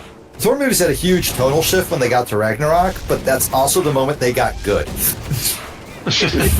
Yeah, that was me saying, like, I felt bad that I didn't trust people when they said that Ragnarok was good, because they said the first two were good and they'd been lying. They were liars. I mean, Ragnarok. Fucking liars. Ragnarok could be a terrible movie all around. That if they still kept in the he turned into a snake seed or whatever that speech was. That was possibly the best delivery of anything I've ever seen. Oh, Yeah. I feel like I was stabbed me. responsible for that. Okay. All right. In the most recent calendar year, well, you know what? Let's just drag the clock all the way back to the beginning of 2022. Why not? Let's give ourselves a nice wide berth to work with. All right. We had Doctor Strange and the Multiverse of Madness, which I would say was decidedly okay. If we can, which is a tragic thing to hear from a Raimi film. I would say it was not nearly as weird and trippy as it should have been, but like it was kind of weird and trippy some of the time. So you know, it's one of those things that like I would feel less frustrated by Strange 2 if it weren't for the fact that again you had Raimi at your disposal. He can do so much more. Yeah, like I feel like that was a case where it was very obvious that there was an iron grip around Raimi's neck, and that was dragging the whole thing down. And I will state that movie is. Like, I enjoyed it in the moment. As did I. It's a very enjoyable in-the-moment movie. But then you think about it afterwards, and the whole point is a love interest that I swear I don't even remember from the first movie. It's not even worth remembering. It's like the entire point of the first movie was that, she was over him, and he was over her. Like, the love interest was not the point of the movie. And, like, it was very much actually, we are broken up. And you know what? We're at peace with it. And was kind of cool, almost. And then, on top of that, they have, like, the main motivation for the villain of that film is a pair of characters that are vaguely imaginary and were introduced in a spin-off. Yeah. like, if you watch the previous movie that includes the character that was the villain, they're, like, essentially an entirely different character, and the character that is their entire motivation doesn't exist in any conceivable way. Oh, yeah, no. Like, isn't even a blip on the radar. You had to watch a fucking mini-series on a fucking premium streaming service. It's fucking bullshit. And that is their full motivation. Like, that is, like, the entire reason they will literally destroy worlds is this thing we came up with while you weren't paying attention. Yeah, exactly. Okay, next on the list is Thor Love and Thunder, which I thought was pretty good, just not as good as Ragnarok. A lot of people totally hated it, and I see where they're coming from. It was much more divisive than Ragnarok. Yeah. Okay. Next up is Black Panther Wakanda Forever. And that was just such a fucking shame. That's such a fucking shame. The loss of Chadwick Boseman felt extremely. I mean, like production. Yeah, and like they, to their credits, they tried to work within that. There's no way of getting around that. That inevitably had to be what the movie was about. Yeah, no, there's no way to get around that. You absolutely had to make that what the movie was about. But that results. Brandon Ruth is like horrifying. But like maybe. Like, it was so fucking long. And, like, they introduced some other character who just had a flashing neon sign over her head the entire fucking movie that said, hey, be sure to check out my streaming series in, like, 2-3 years. I was about to say, did they ever get DVD. to that? I don't remember ever. Like, They have not. DVD. They have not. And also, which one is this? Is this Ironheart or Ironheart? Yeah, and they kept also bringing back the lady who's gonna be like, I like every time I see her, I'm like, yes, dollar store white Amanda Waller. Oh yeah, you mean Elaine from Seinfeld? Yeah, Elaine from Seinfeld, exactly. Yeah. Every time I see her, I'm Ironheart like, actually supposed to come out?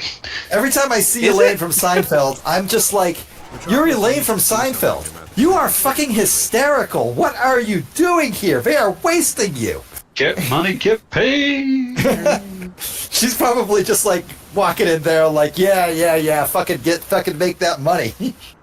So I'd like to point out, Ironheart finished filming in November of 2022.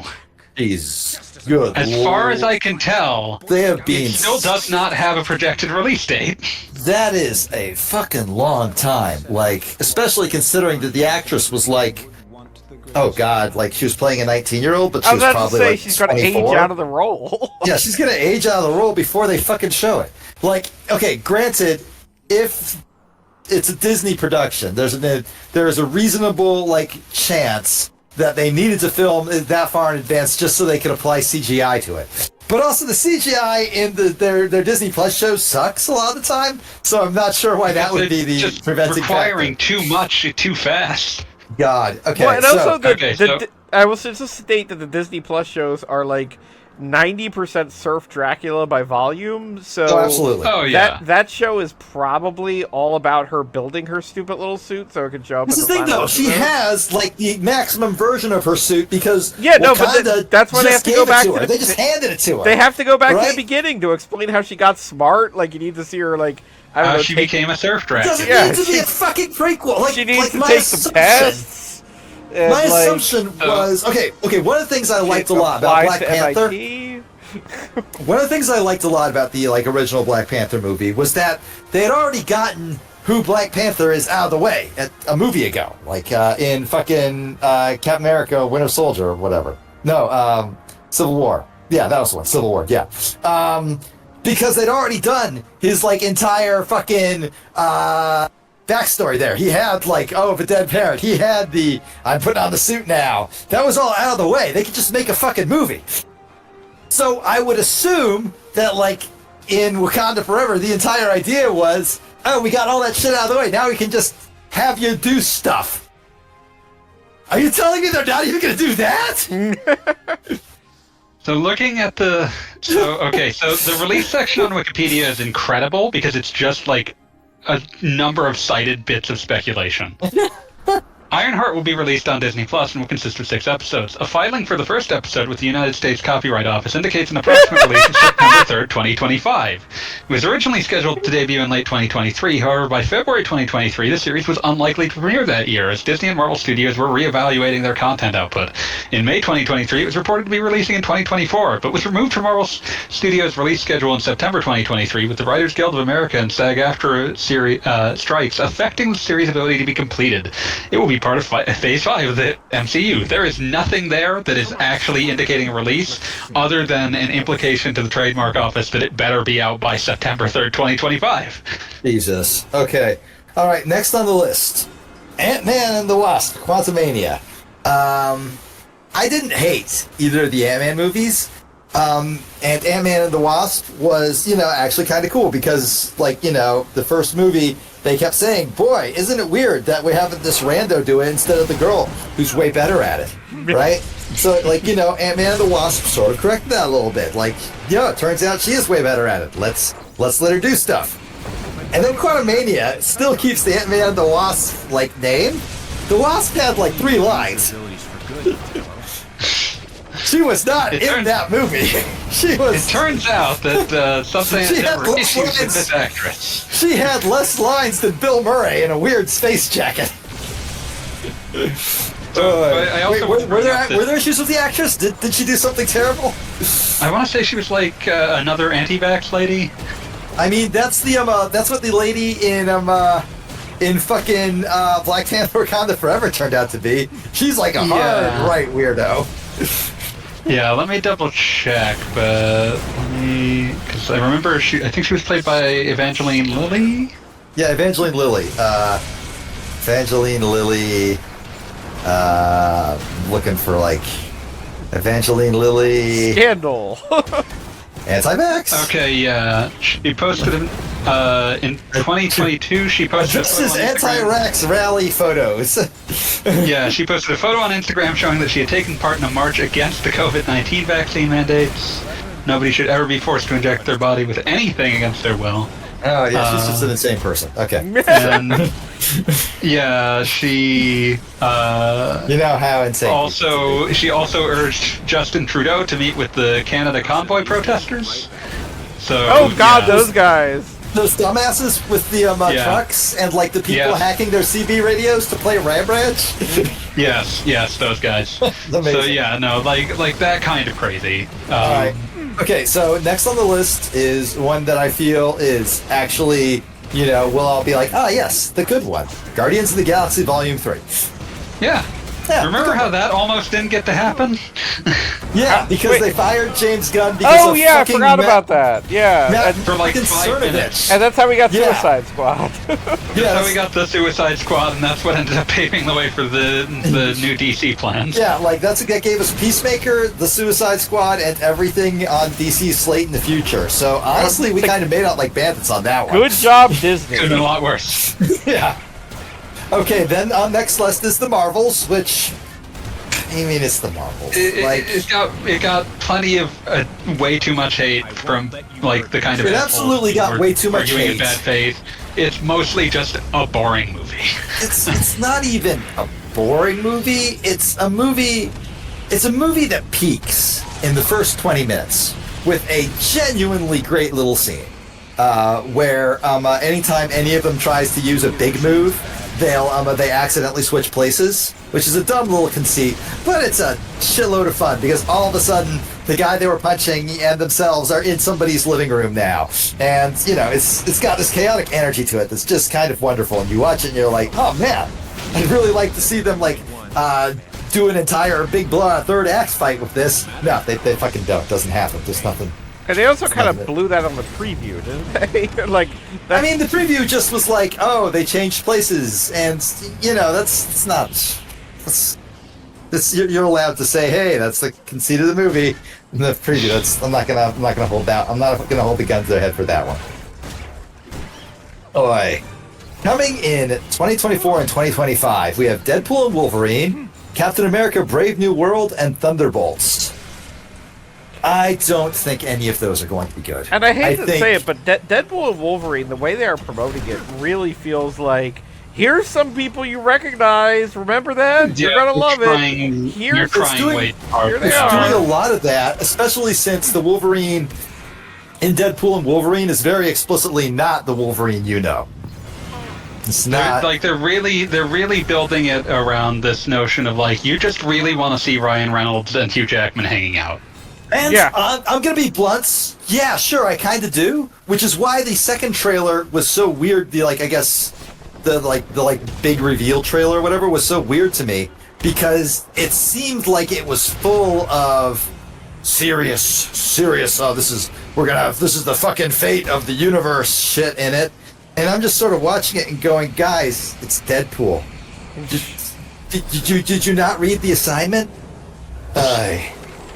Captain America: Brave New World is Anthony Mackie's, big Anthony opportunity. Brave. Yeah, he's great, and Harrison Ford's going to play the president. So, Air Force One. I mean, those will probably be absolutely watchable. But like, I have having seen like half of Falcon and the Winter Soldier, where at the end.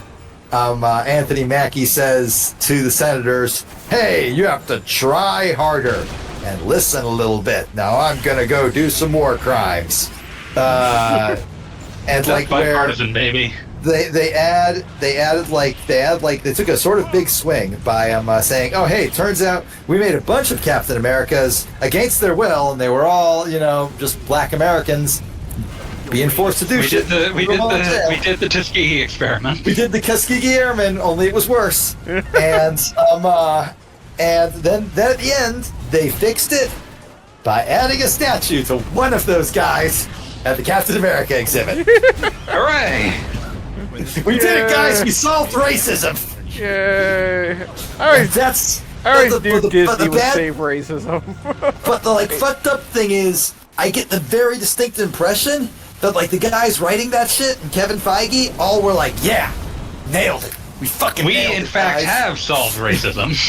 They did not even consider that maybe this was the worst look anyone has ever done. So they pulled a BioShock Infinite. They literally did. Okay, and the last movie in Part 5 is Thunderbolts. And, people keep telling me, oh, it's not going to be Suicide. It's going to be fucking Suicide Squad. Yeah, they're at this point... that's what Thunderbolts is. Yeah, there's no... I keep getting told, no, it's these supervillains acting like superheroes, and they have all these plots and schemes. And I'm like, bitch, I've seen Dollar Store, White Amanda Waller.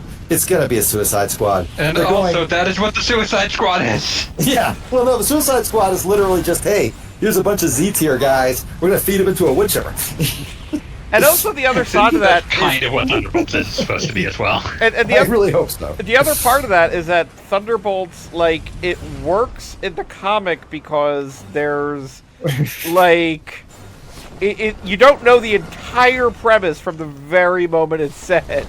Whereas that's kind of impossible to avoid with a movie. It's like the ever-popular Hulk appearing in Thor 3 thing. It's like, it'd be a cool surprise if that dude wasn't on the poster.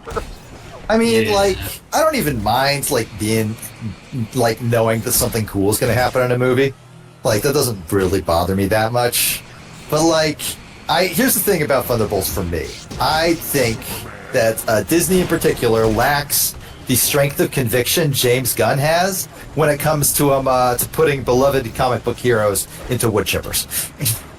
Oh yeah, I think that, like, if Kevin Feige you told Kevin Feige, hey, I need 5, like, Z-rank heroes, Z-rank villains that, like, we're not going to ever do anything with, and I want to kill all of them hilariously in the first 10 minutes.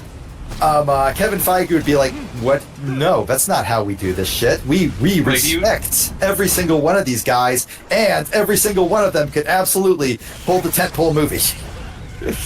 You knew that Harley was going to survive the Suicide Squad, but everyone else was fair game. Yeah, everyone else was a coin toss. There was, like I genuinely thought maybe Captain Polka Dot will actually be alive at the end of this thing. No, he wasn't. I mean, that's the thing, is that, like, the Suicide Squad at least makes you remotely care about these characters. Yeah. On some level. Like, you do get some pathos, you do get some... Oh, they're fighting. Well, like, you the also giant get the starfish. hilarious intro where, like, they introduce just like 50 legacy DC characters and then just immediately pull them all apart. Taffy puller. You fully need someone with Gunn's capacity for both black comedy and pathos to make that concept work. Yeah, because it needs to be both. You need to be able to, like, pull off, hey, this is going to be, like, we are going to absolutely just, like, give these guys the most disgusting Looney Tunes deaths imaginable. And then we're going to make you really fucking invested in, like, 5 of them. I do not think I will ever be invested in Captain Russia. And he was played by Jeff Bridges, I think. Like, I should care about him. A character I would fully have believed you had made up. I don't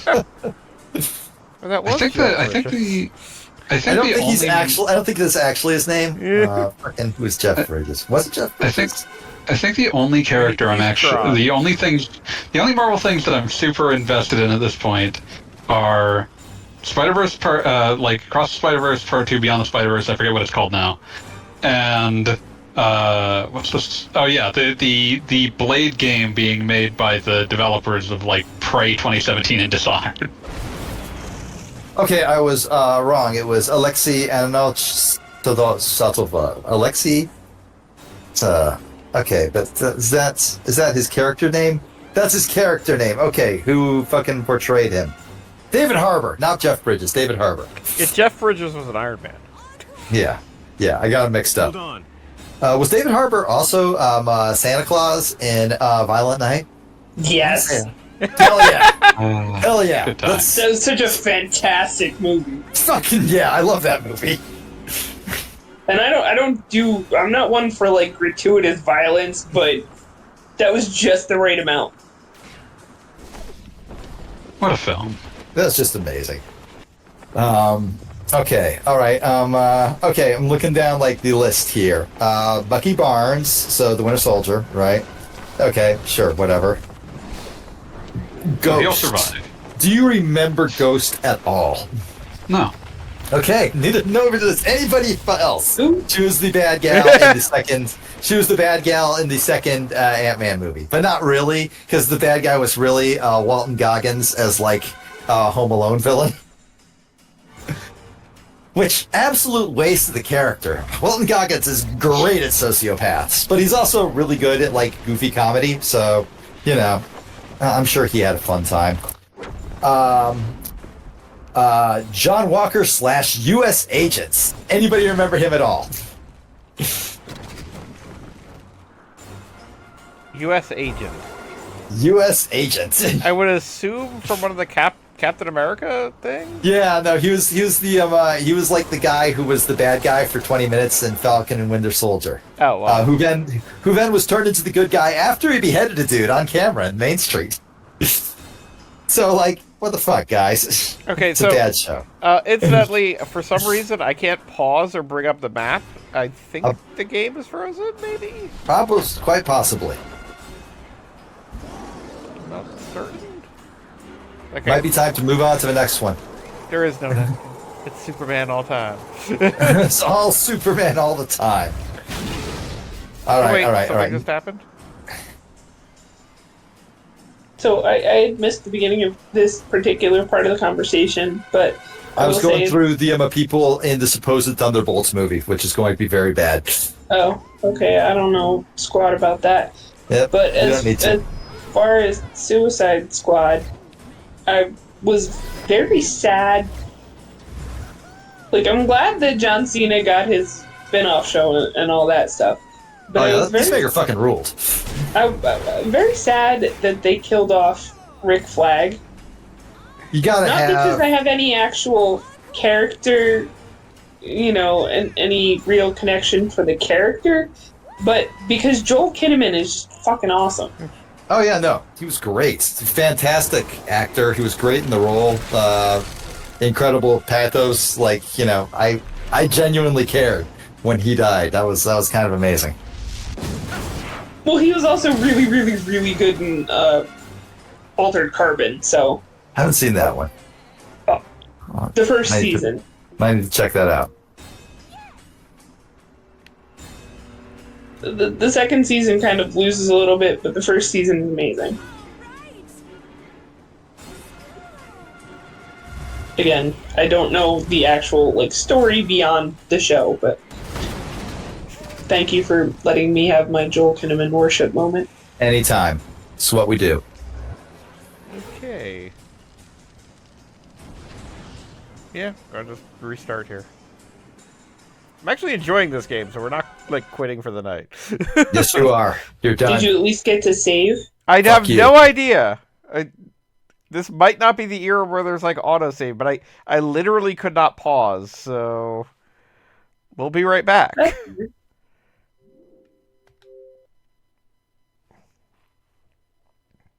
Watching the loading screen. Yes, now it'll be back in just a second. Something At about... least it's not one. Go on. I was gonna say, at least it's not one of those games where you have to be online to play it. Yeah, isn't that nice? That's true. I miss That is kind of nice.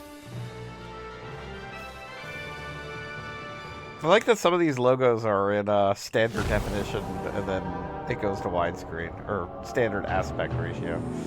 Huh. Like it was that time. It was that moment in time. Yeah. They couldn't be sure what kind of TV you'd have.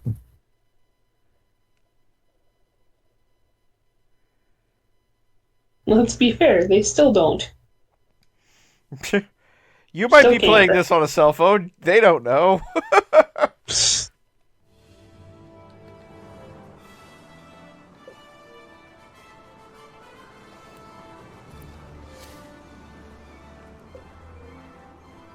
The video game.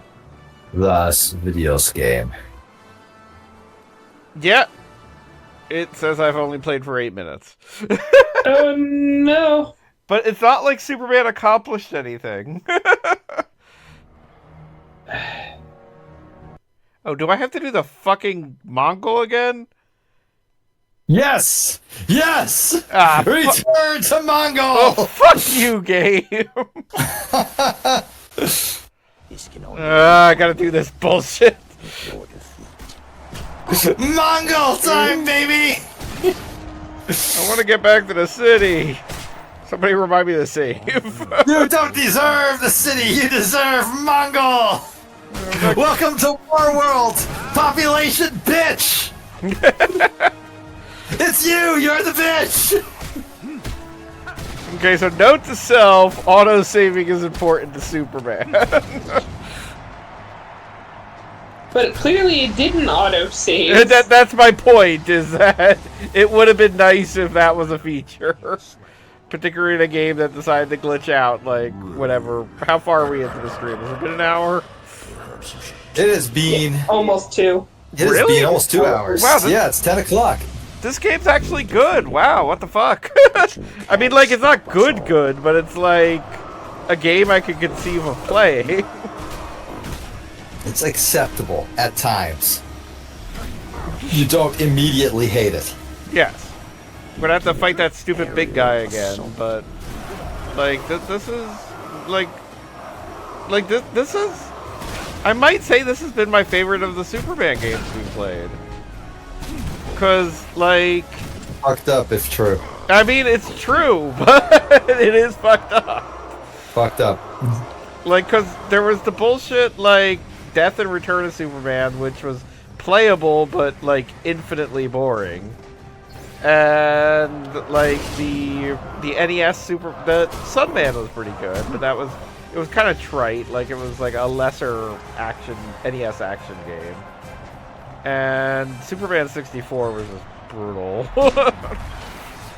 And Superman Xbox was just shitty, and Superman PlayStation 2, for some reason I've already forgotten what that was like. It was just kind of empty. Yeah, like, wasn't much to it. But this game, this one, like, there are moments that you can actually have fun with, I would say. Like, it's not a good game. Like, I can see how this is shitty, but like, I could see. If they had an extra year on its development, they might have had something.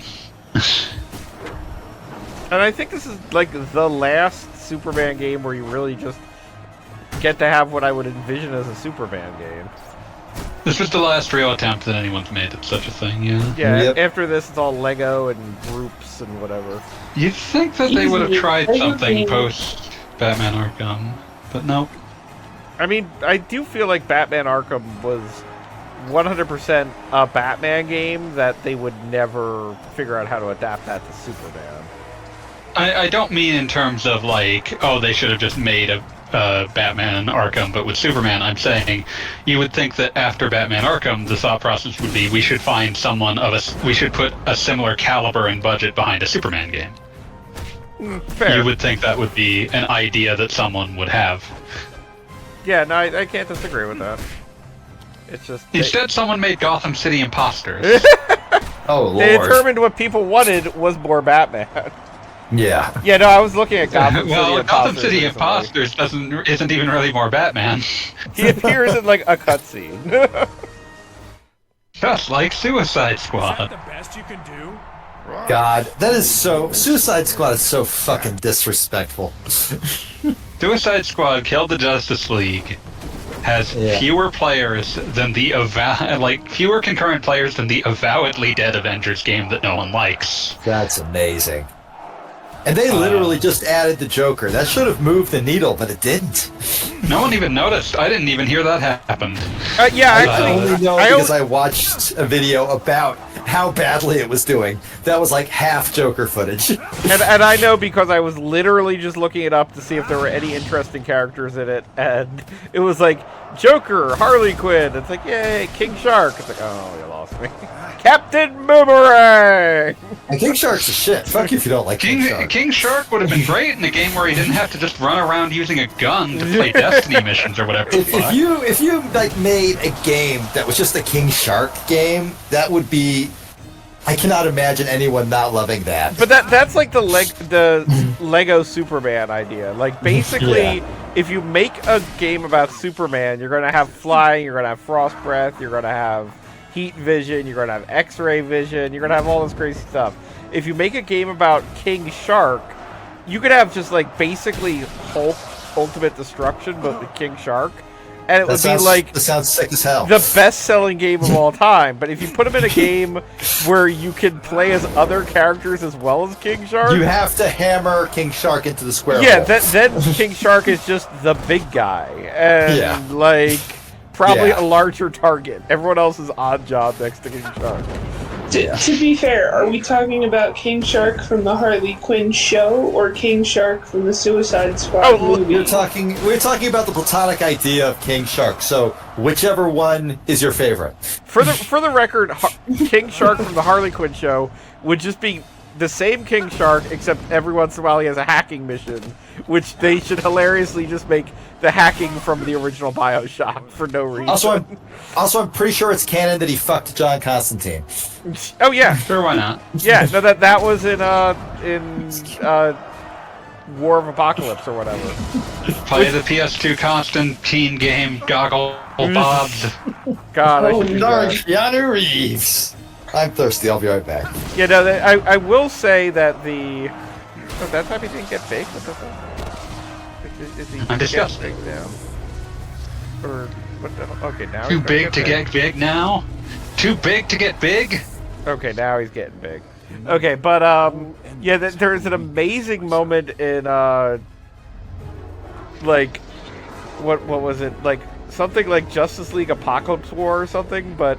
John Constantine is approaching Harley Quinn and King Shark, and John Constantine says, "Oh, I didn't really want to deal with my ex," and everyone's like, "Holy shit, you had an affair with Harley Quinn?" And then King Shark is like, "Hey yo," and Constantine's like, "This is awkward," and it's just great. It's like, oh, okay. That's fantastic. So I was in the bathroom for a few minutes. Why are you fighting in the arena again? Oh, you missed that? Yeah, apparently the game... It didn't freeze, but the game prevented me from accessing any menus or maps, so it was, like, effectively broken. And apparently apparently the game does not autosave in any way. Hooray! So I'm back here again, and... I want to get back to the city where I can do shit.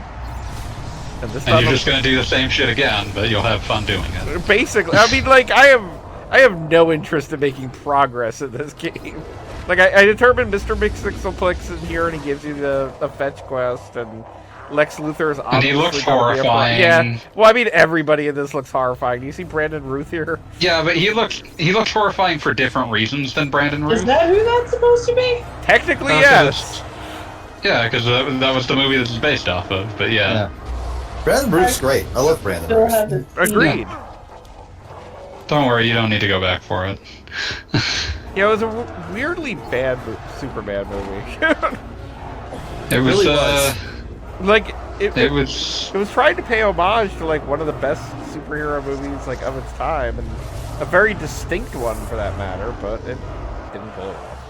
Nope. I mean, it's the work you get from someone who has too much reverence for the source material. Yeah. Yeah, it was... Also, like, didn't Bryan Singer turn out to be, like, a pedophile? Oh, yeah, he's a huge creep. Okay, good. But it's a movie that, like, simultaneously wants to do a Jesus allegory with Superman, and also Lex Luthor has a wacky real estate scheme going on. Just like, one? Basically just one, yes. His real estate scheme was, haha, I am going to form a kryptonite continent and then sell the land. Like, I think he was going to, and also I think he was going to flood part of the Earth, so that way the land was worth more. Sure, all that too. But I feel like it must be stated that plot would go over so much better in a world where everybody is already sick of guys screaming about how they just sold land in the metaverse.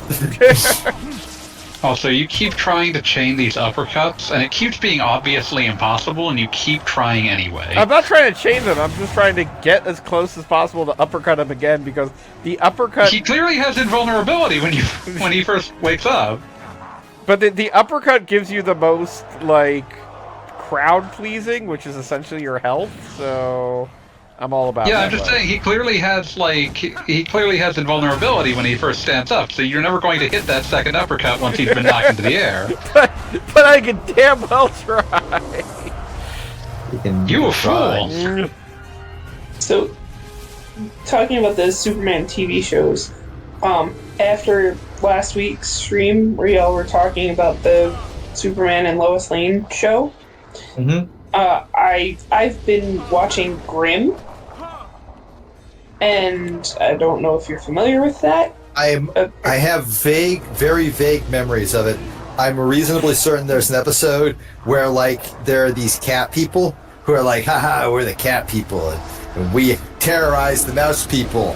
And, like, the Grimms are like, wow, it sure does suck that these cat people just routinely murder the mouse people for fun, but can't do anything about it. That's what you gonna do.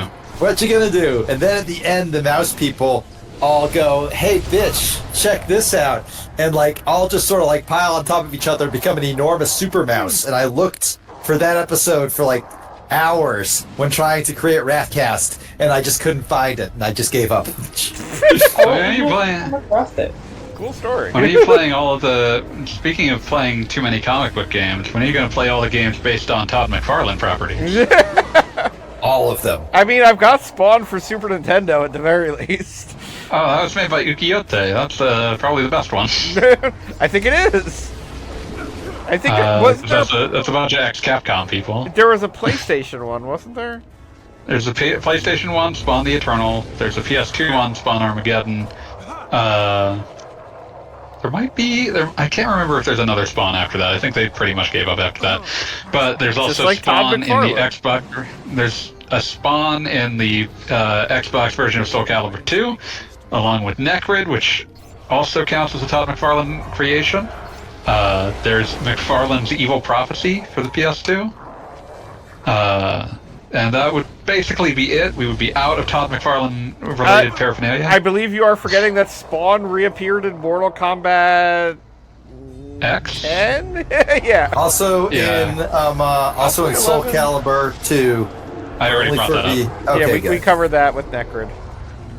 Well, no, I brought up Spawn in the original Xbox version as well as Necrid. Yeah. There you go. But yeah, he was in Mortal Kombat X as a DLC character. So that's my point. Basically, the main chick in Grimm is Lois Lane in that show. So now I have been convinced that I need to watch it.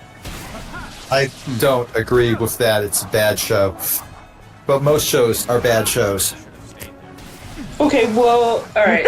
Superman and Lois Lane or Smallville? Neither. Smallville is such an yourself. investment.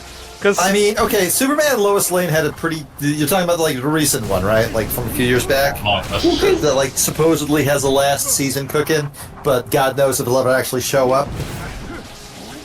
I guess. Okay, Superman and Lois that. Lane over Smallville, like, 1,000 times, because that one had a little bit of heart to it. That one had, like, hey, Superman as a dad who's, you know, trying his best, but also his kids are little shits, but, like, in a very believable way.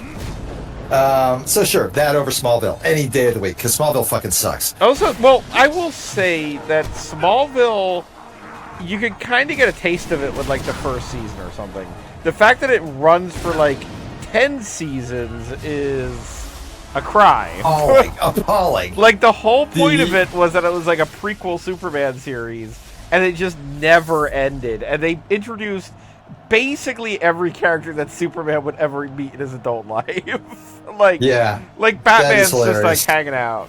Okay, the big CW DC crossover, where they actually got the Smallville guy, did a great little bit where, like, they dimension hopping Lex Luthor trying to hit every, like, TV version of these guys. It immediately goes to Smallville universe to kill Superman there because he just loves killing Superman so much. Only to discover that Superman there quit being Superman, like, as soon as he could. He's just done. And I thought that was hysterical because it was so obvious that, like, Smallville Superman in particular hated being Superman, and the idea of doing it full time would have been unto death for him. So, I mean, that crossover had such an amazing understanding of the character. Oh yeah, no, it literally very much knew what it was doing, and, like, Lex is just like, whatever. It's no fun when you're just like a normal guy and he just leaves.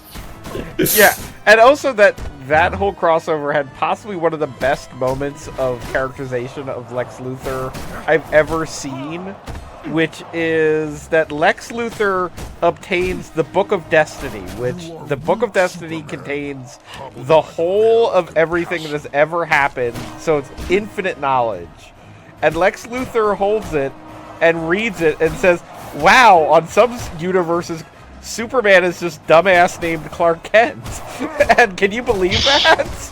And it's just, he literally cannot understand that there would ever be a Superman that, like, is actually Clark Kent. Even though he's literally holding omnipotence in his hand. Yeah, no, he's just like, I think I met that guy. He's a fucking loser. Nah, Yeah, that can't be on right. this world, he's just some dumbass. That's pretty funny. I do like that, like, also he, like, got a hold of the prophecy and, like, made himself a part of it just by crossing out Superman's logo and writing Lex Luthor underneath it. And then Superman just doesn't exist. Like, he gets destroyed by being erased in a prophecy. Yeah. Also, I think that was the only time, what's his fucking name? Kevin Conroy, got to actually act as Batman, like, in live action.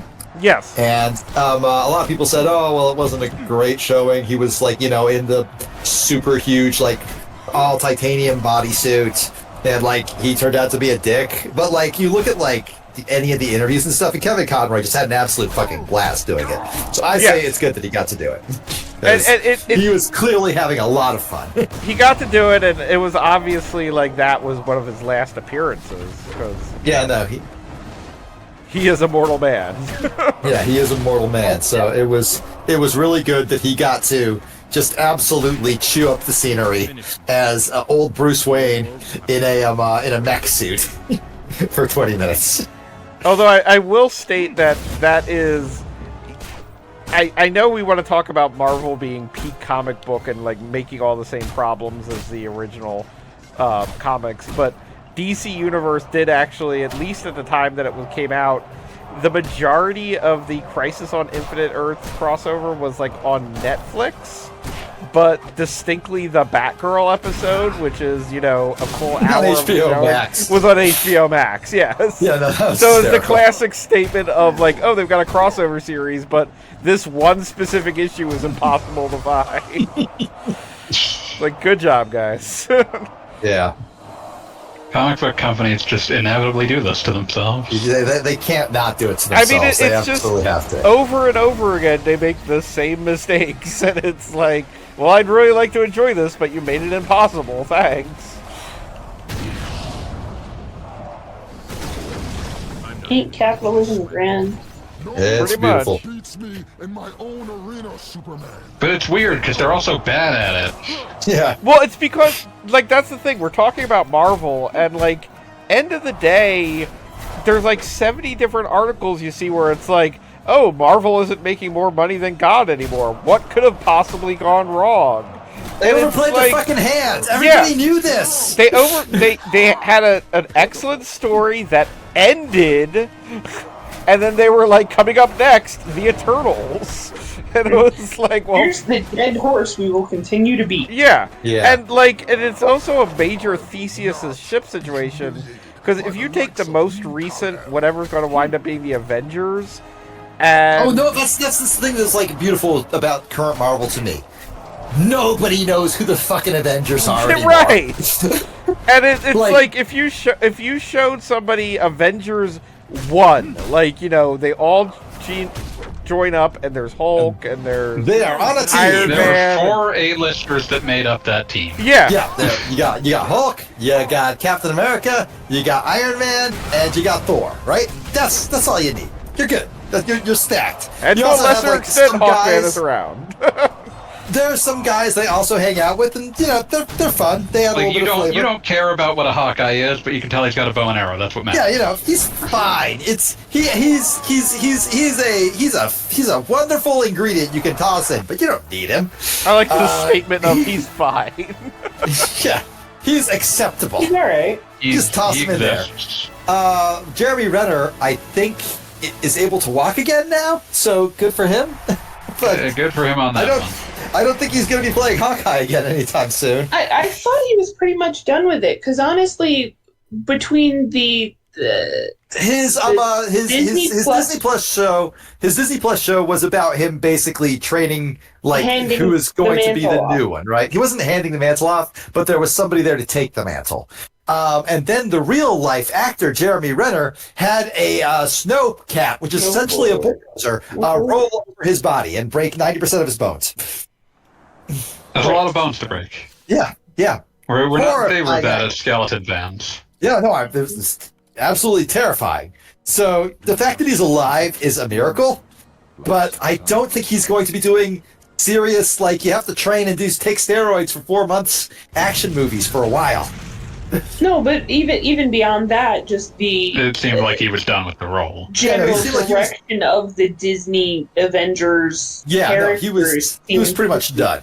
He was very much over it. We've got the new Hawkeye. Okay, we've got Ms. Marvel. Okay, and with the end of the Marvels movie, she's recruiting the other one. Yeah. So they're very clearly trying to move on, and I'm sure they're going to have Shuri come in there somewhere as well. Here's the thing. Everybody hates Shuri. People are very ambivalent. You can't tell me. You can't tell anybody to pretend they care about Ironheart. You just can't. There just isn't an iconic Ironheart run yet. What are you gonna do? Are you gonna fucking put She-Hulk in there? Her entire deal, the climax of her show was her saying, "Boy, this plot rewrote was kind of bad." Oh yeah, was that even? Let's redo it. Props for what it was, I guess. But was that how that was supposed to go? That's how it was supposed to go. But Bob, can I ask you a question? Go ahead. Why is Metropolis seemingly built on some sort of mountain range? It's a good question. I love it would be weird if the world just went on forever or suddenly cut off, so we put a mountain range there design. Very okay. No, I didn't say in front of, I said on. If you look at the way that 3D map is arranged, it appears to be built on oh no, Bizarro! Oh no! Oh boy, Bizarro! Me and no find good way to play game. Wait, you get to... Yeah, you can play as Bizarro? That fucking rules. I'm so happy. There were people that were passionate here. They did not have nearly enough time to do what they wanted, but I respect them. Bizarro was already saving the day by killing cops. Thank you, Bizarro. Bizarro M thinks son need new car. This is a finisher car. Be gone, vile man. I wonder if I can follow these cars that I throw up into the sky. Well, you're not trying very hard. Yeah, is there a dash you can do? Yeah, it's you sometimes you fly much faster, I'm noticing. Waiting for gravity to kick in. Now dash! Oh, looks like you can for a little bit. Okay, where is this stopping? Okay, so I think the car just despawns after a long enough Oh, there it goes! It blew up on the ground. I think it despawned. Oh, no, there he goes! You missed it! Oh, it's beautiful. But putting in Bizarro mode is an acknowledgement from the developers of oh yeah, you just want to blow things up. Here's an excuse for why you can. Yeah, no, this is honestly the best idea I've seen. Yeah.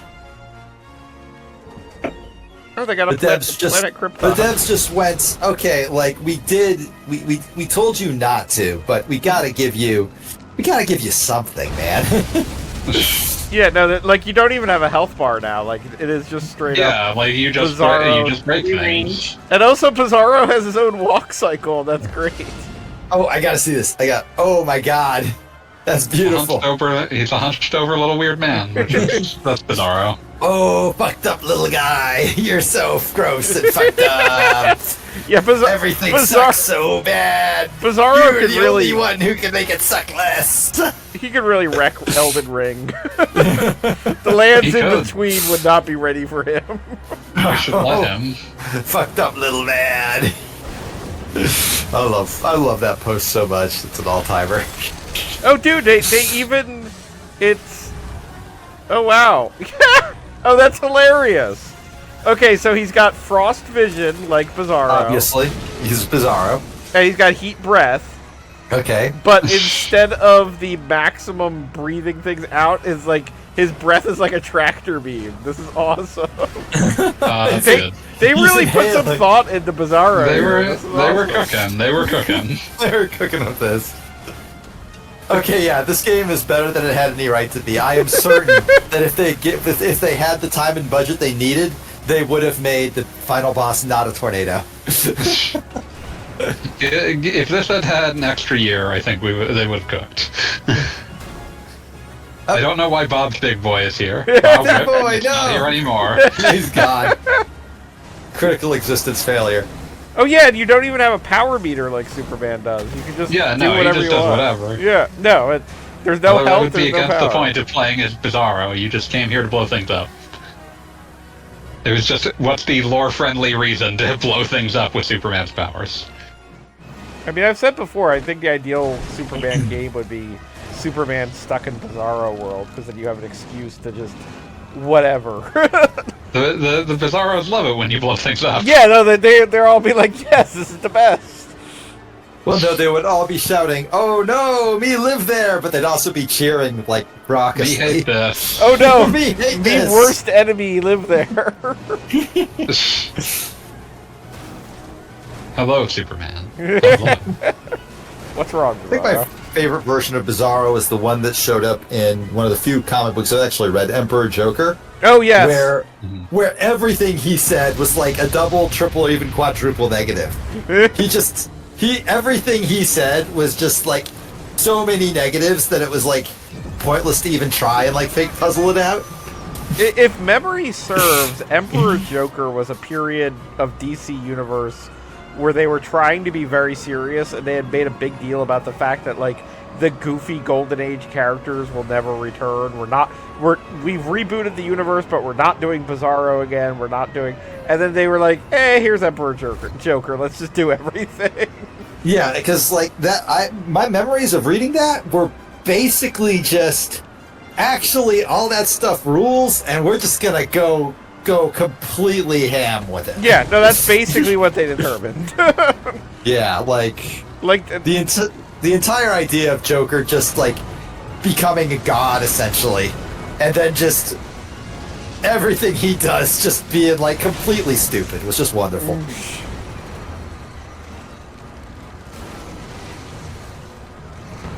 I think at one point, and this is one of my like favorite like dumb little mid jokes in it, was Superman, Superboy, and Supergirl, like two Superman affiliated people, just get absolutely killed, like completely dead, and immediately go to hell, where Satan is playing the wheels on the bus go round and round because he's also affected by Emperor Joker.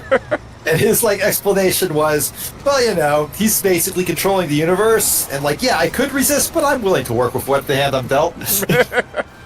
God, I'm looking at the. And then Superboy is like, well, like, if you're the master of hell, can you send us wherever you want? And he's like, well, I'm gonna send you to somewhere hellish. And they're like, can you send us back to Emperor Joker? And he's like, oh, there's nowhere worse than that. Yeah, sure. They're alive again immediately because the devil was like, oh yeah, no, that counts as hell. Looking at the fucking. Okay. Well, I was just gonna say, I think it's Emperor Joker where Joker kills Jimmy Olsen so many times he gets in a rut and he gets bored with it. Yeah. It's like, it also contains the actually very good line where like Jimmy Olsen tries to impress Joker by killing Crypto the Superdog. Oh yes. Joker just stares at him for like a very long moment, and then just goes, "Sorry, kid, I just don't see anything funny about that." I'm looking at the fucking Superman comic that included the iconic death of Bizarro, where he just says, "Hello, Superman, hello." And I appreciate, like, Superman, like, Bizarro's trash in Metropolis, and, like, Superman's, "Come on out and show yourself, I want an explanation for this." Ha, that easy. It am part of genius Bizarro self-improvement plan. See, me suddenly realized that me am not perfect. Imperfect duplicate. Perfect imperfect duplicate. Maybe me not trying hard enough. Example, when your planet Krypton blow up by accident, you am coming to Earth as baby. So me decide to blow up whole Bizarro world on purpose and come to Earth as adult. A Bizarro world blown up. That right. Haha, pretty imperfect, huh? Bizarro, what's happened to you? You've really destroyed your homeworld. That am only beginning. Next we realized that Superman never kills, so me kill lots of people. Them very grateful, scream with happiness. Oh, merciful Ro! But then me finally understand what me need to be perfect imperfect duplicate. It am little blue kryptonite meteor that me carry in lead case for good luck. See, you am alive, Superman, and if me am perfect imperfect duplicate, then me have to be Bizarro. Everything go dark. Hello, Superman. Hello. I mean, yeah, all right. Incredible. For Genuinely incredible. And the narration, it didn't make any sense at all, even by Bizarro standards.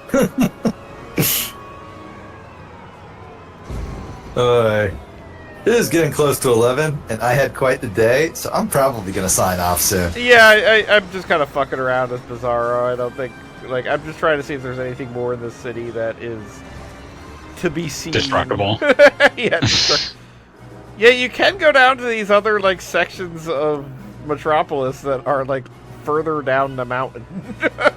Yeah, I just don't understand why it's built on like a weird series of plateauing mountains. I really like that it looks like, to me, like a drainage ditch, like one of those concrete drainage ditches. Like, for some reason, they just like built the city on a series of those. Yeah, no, like this was like weird city planning happening here. Parts of it look like a natural mountain, and the other parts of it look like concrete.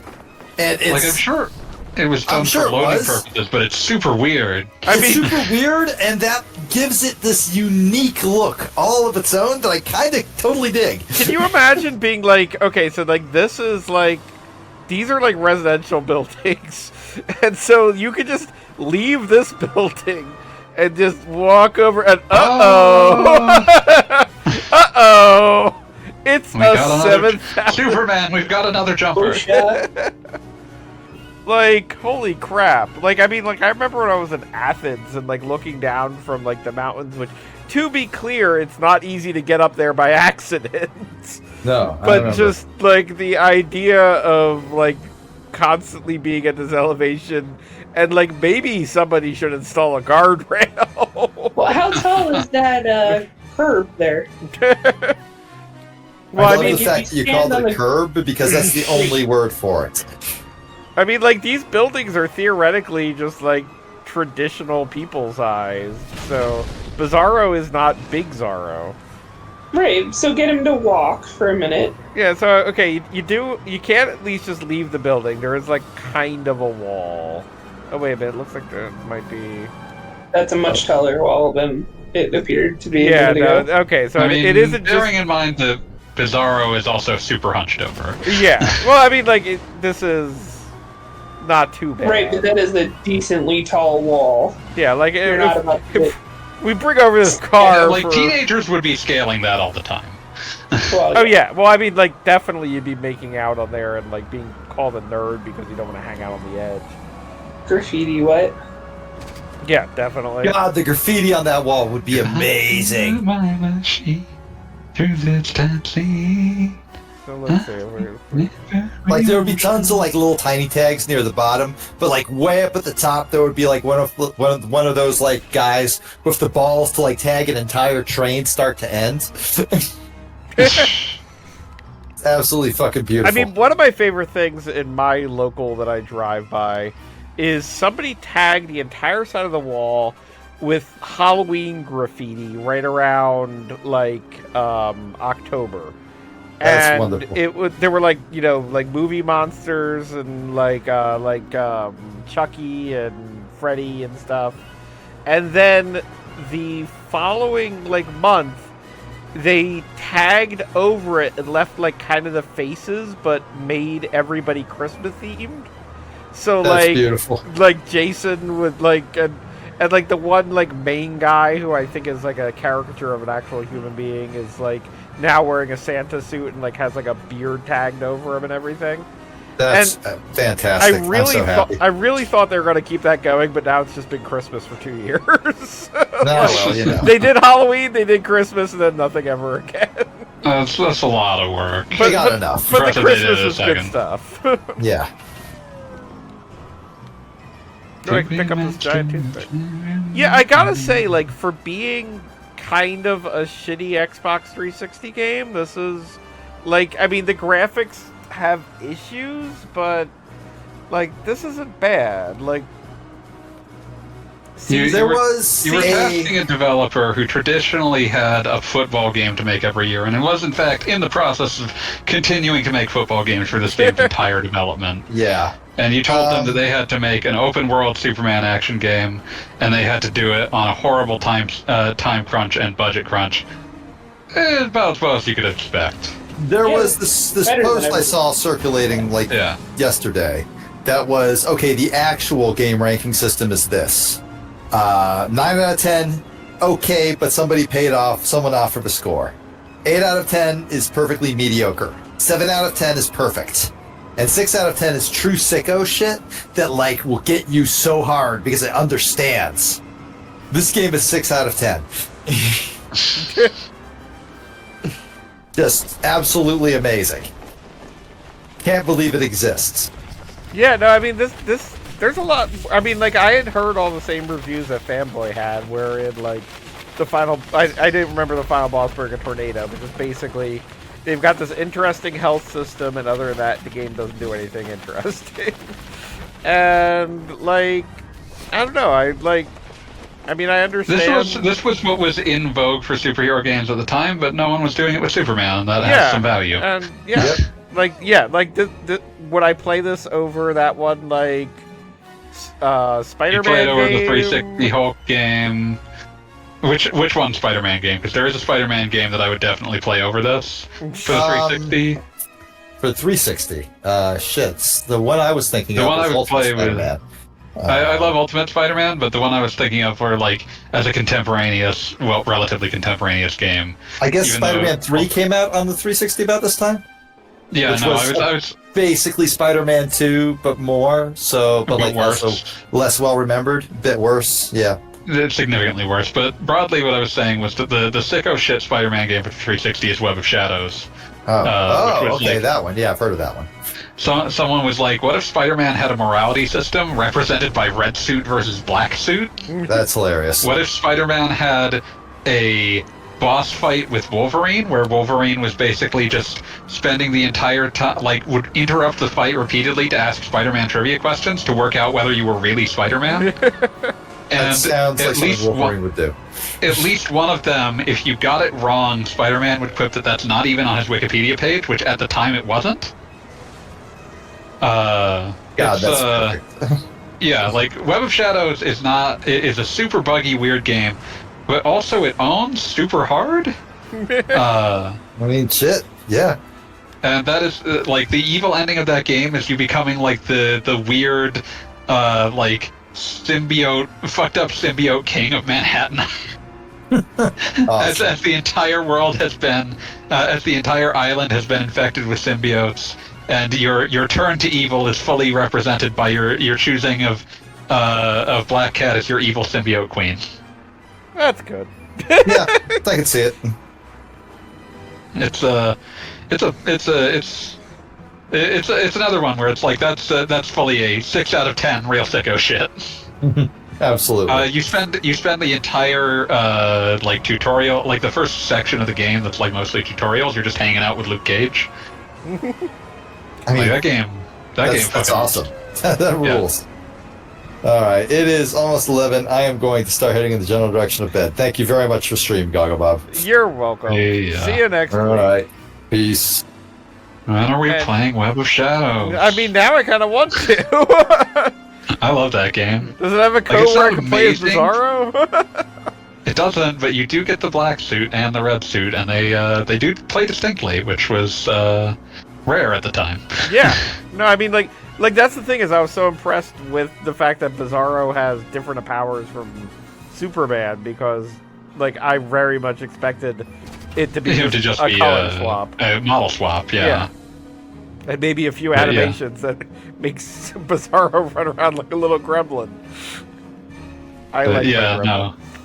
But yeah, well, Shadows, like the black suit has a distinct play style. It's they were cooking with that one. Again, they needed like another year, but Activision was a harsh mistress.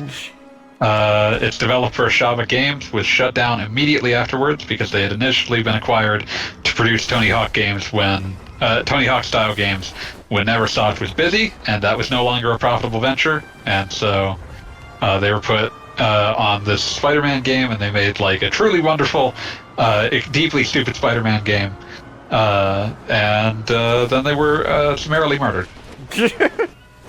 Alright, last event of the night. I have picked up the sign for Planet Krypton, which is a reference, I believe, to Kingdom Come, the DC thing where they, at the end of the Alex Ross thing? Yeah, at the end of all the superheroes fighting, like they make basically a themed cafe about it. And Imagine if you could fight against Magog in this. yeah, I don't think any of these games have Magog. All right, let's see if I can. Very, very few things have Magog in them. All right, so I'm gonna throw it, and I'm gonna see how far it gets. See if it. Yeah. When will Goggle Bob fight Magoggle Bob? I have told you my arch nemesis is either Bobblegog or Giggle Bob. I feel like Magoggle Bob should be like should be like the Steppenwolf to their dark side. I'm gonna say that Magoggle Bob is definitely the evil version of me from 100 years in the future. Like that did not understand the Goggle Bob credo and is just trying to piece it all together. What about Google Boob? Google. That's the Wankery Week version. Yes. Google Boob is the one that has like a Hustler style magazine all to themselves. Oh God. Dear Pet House. Alright.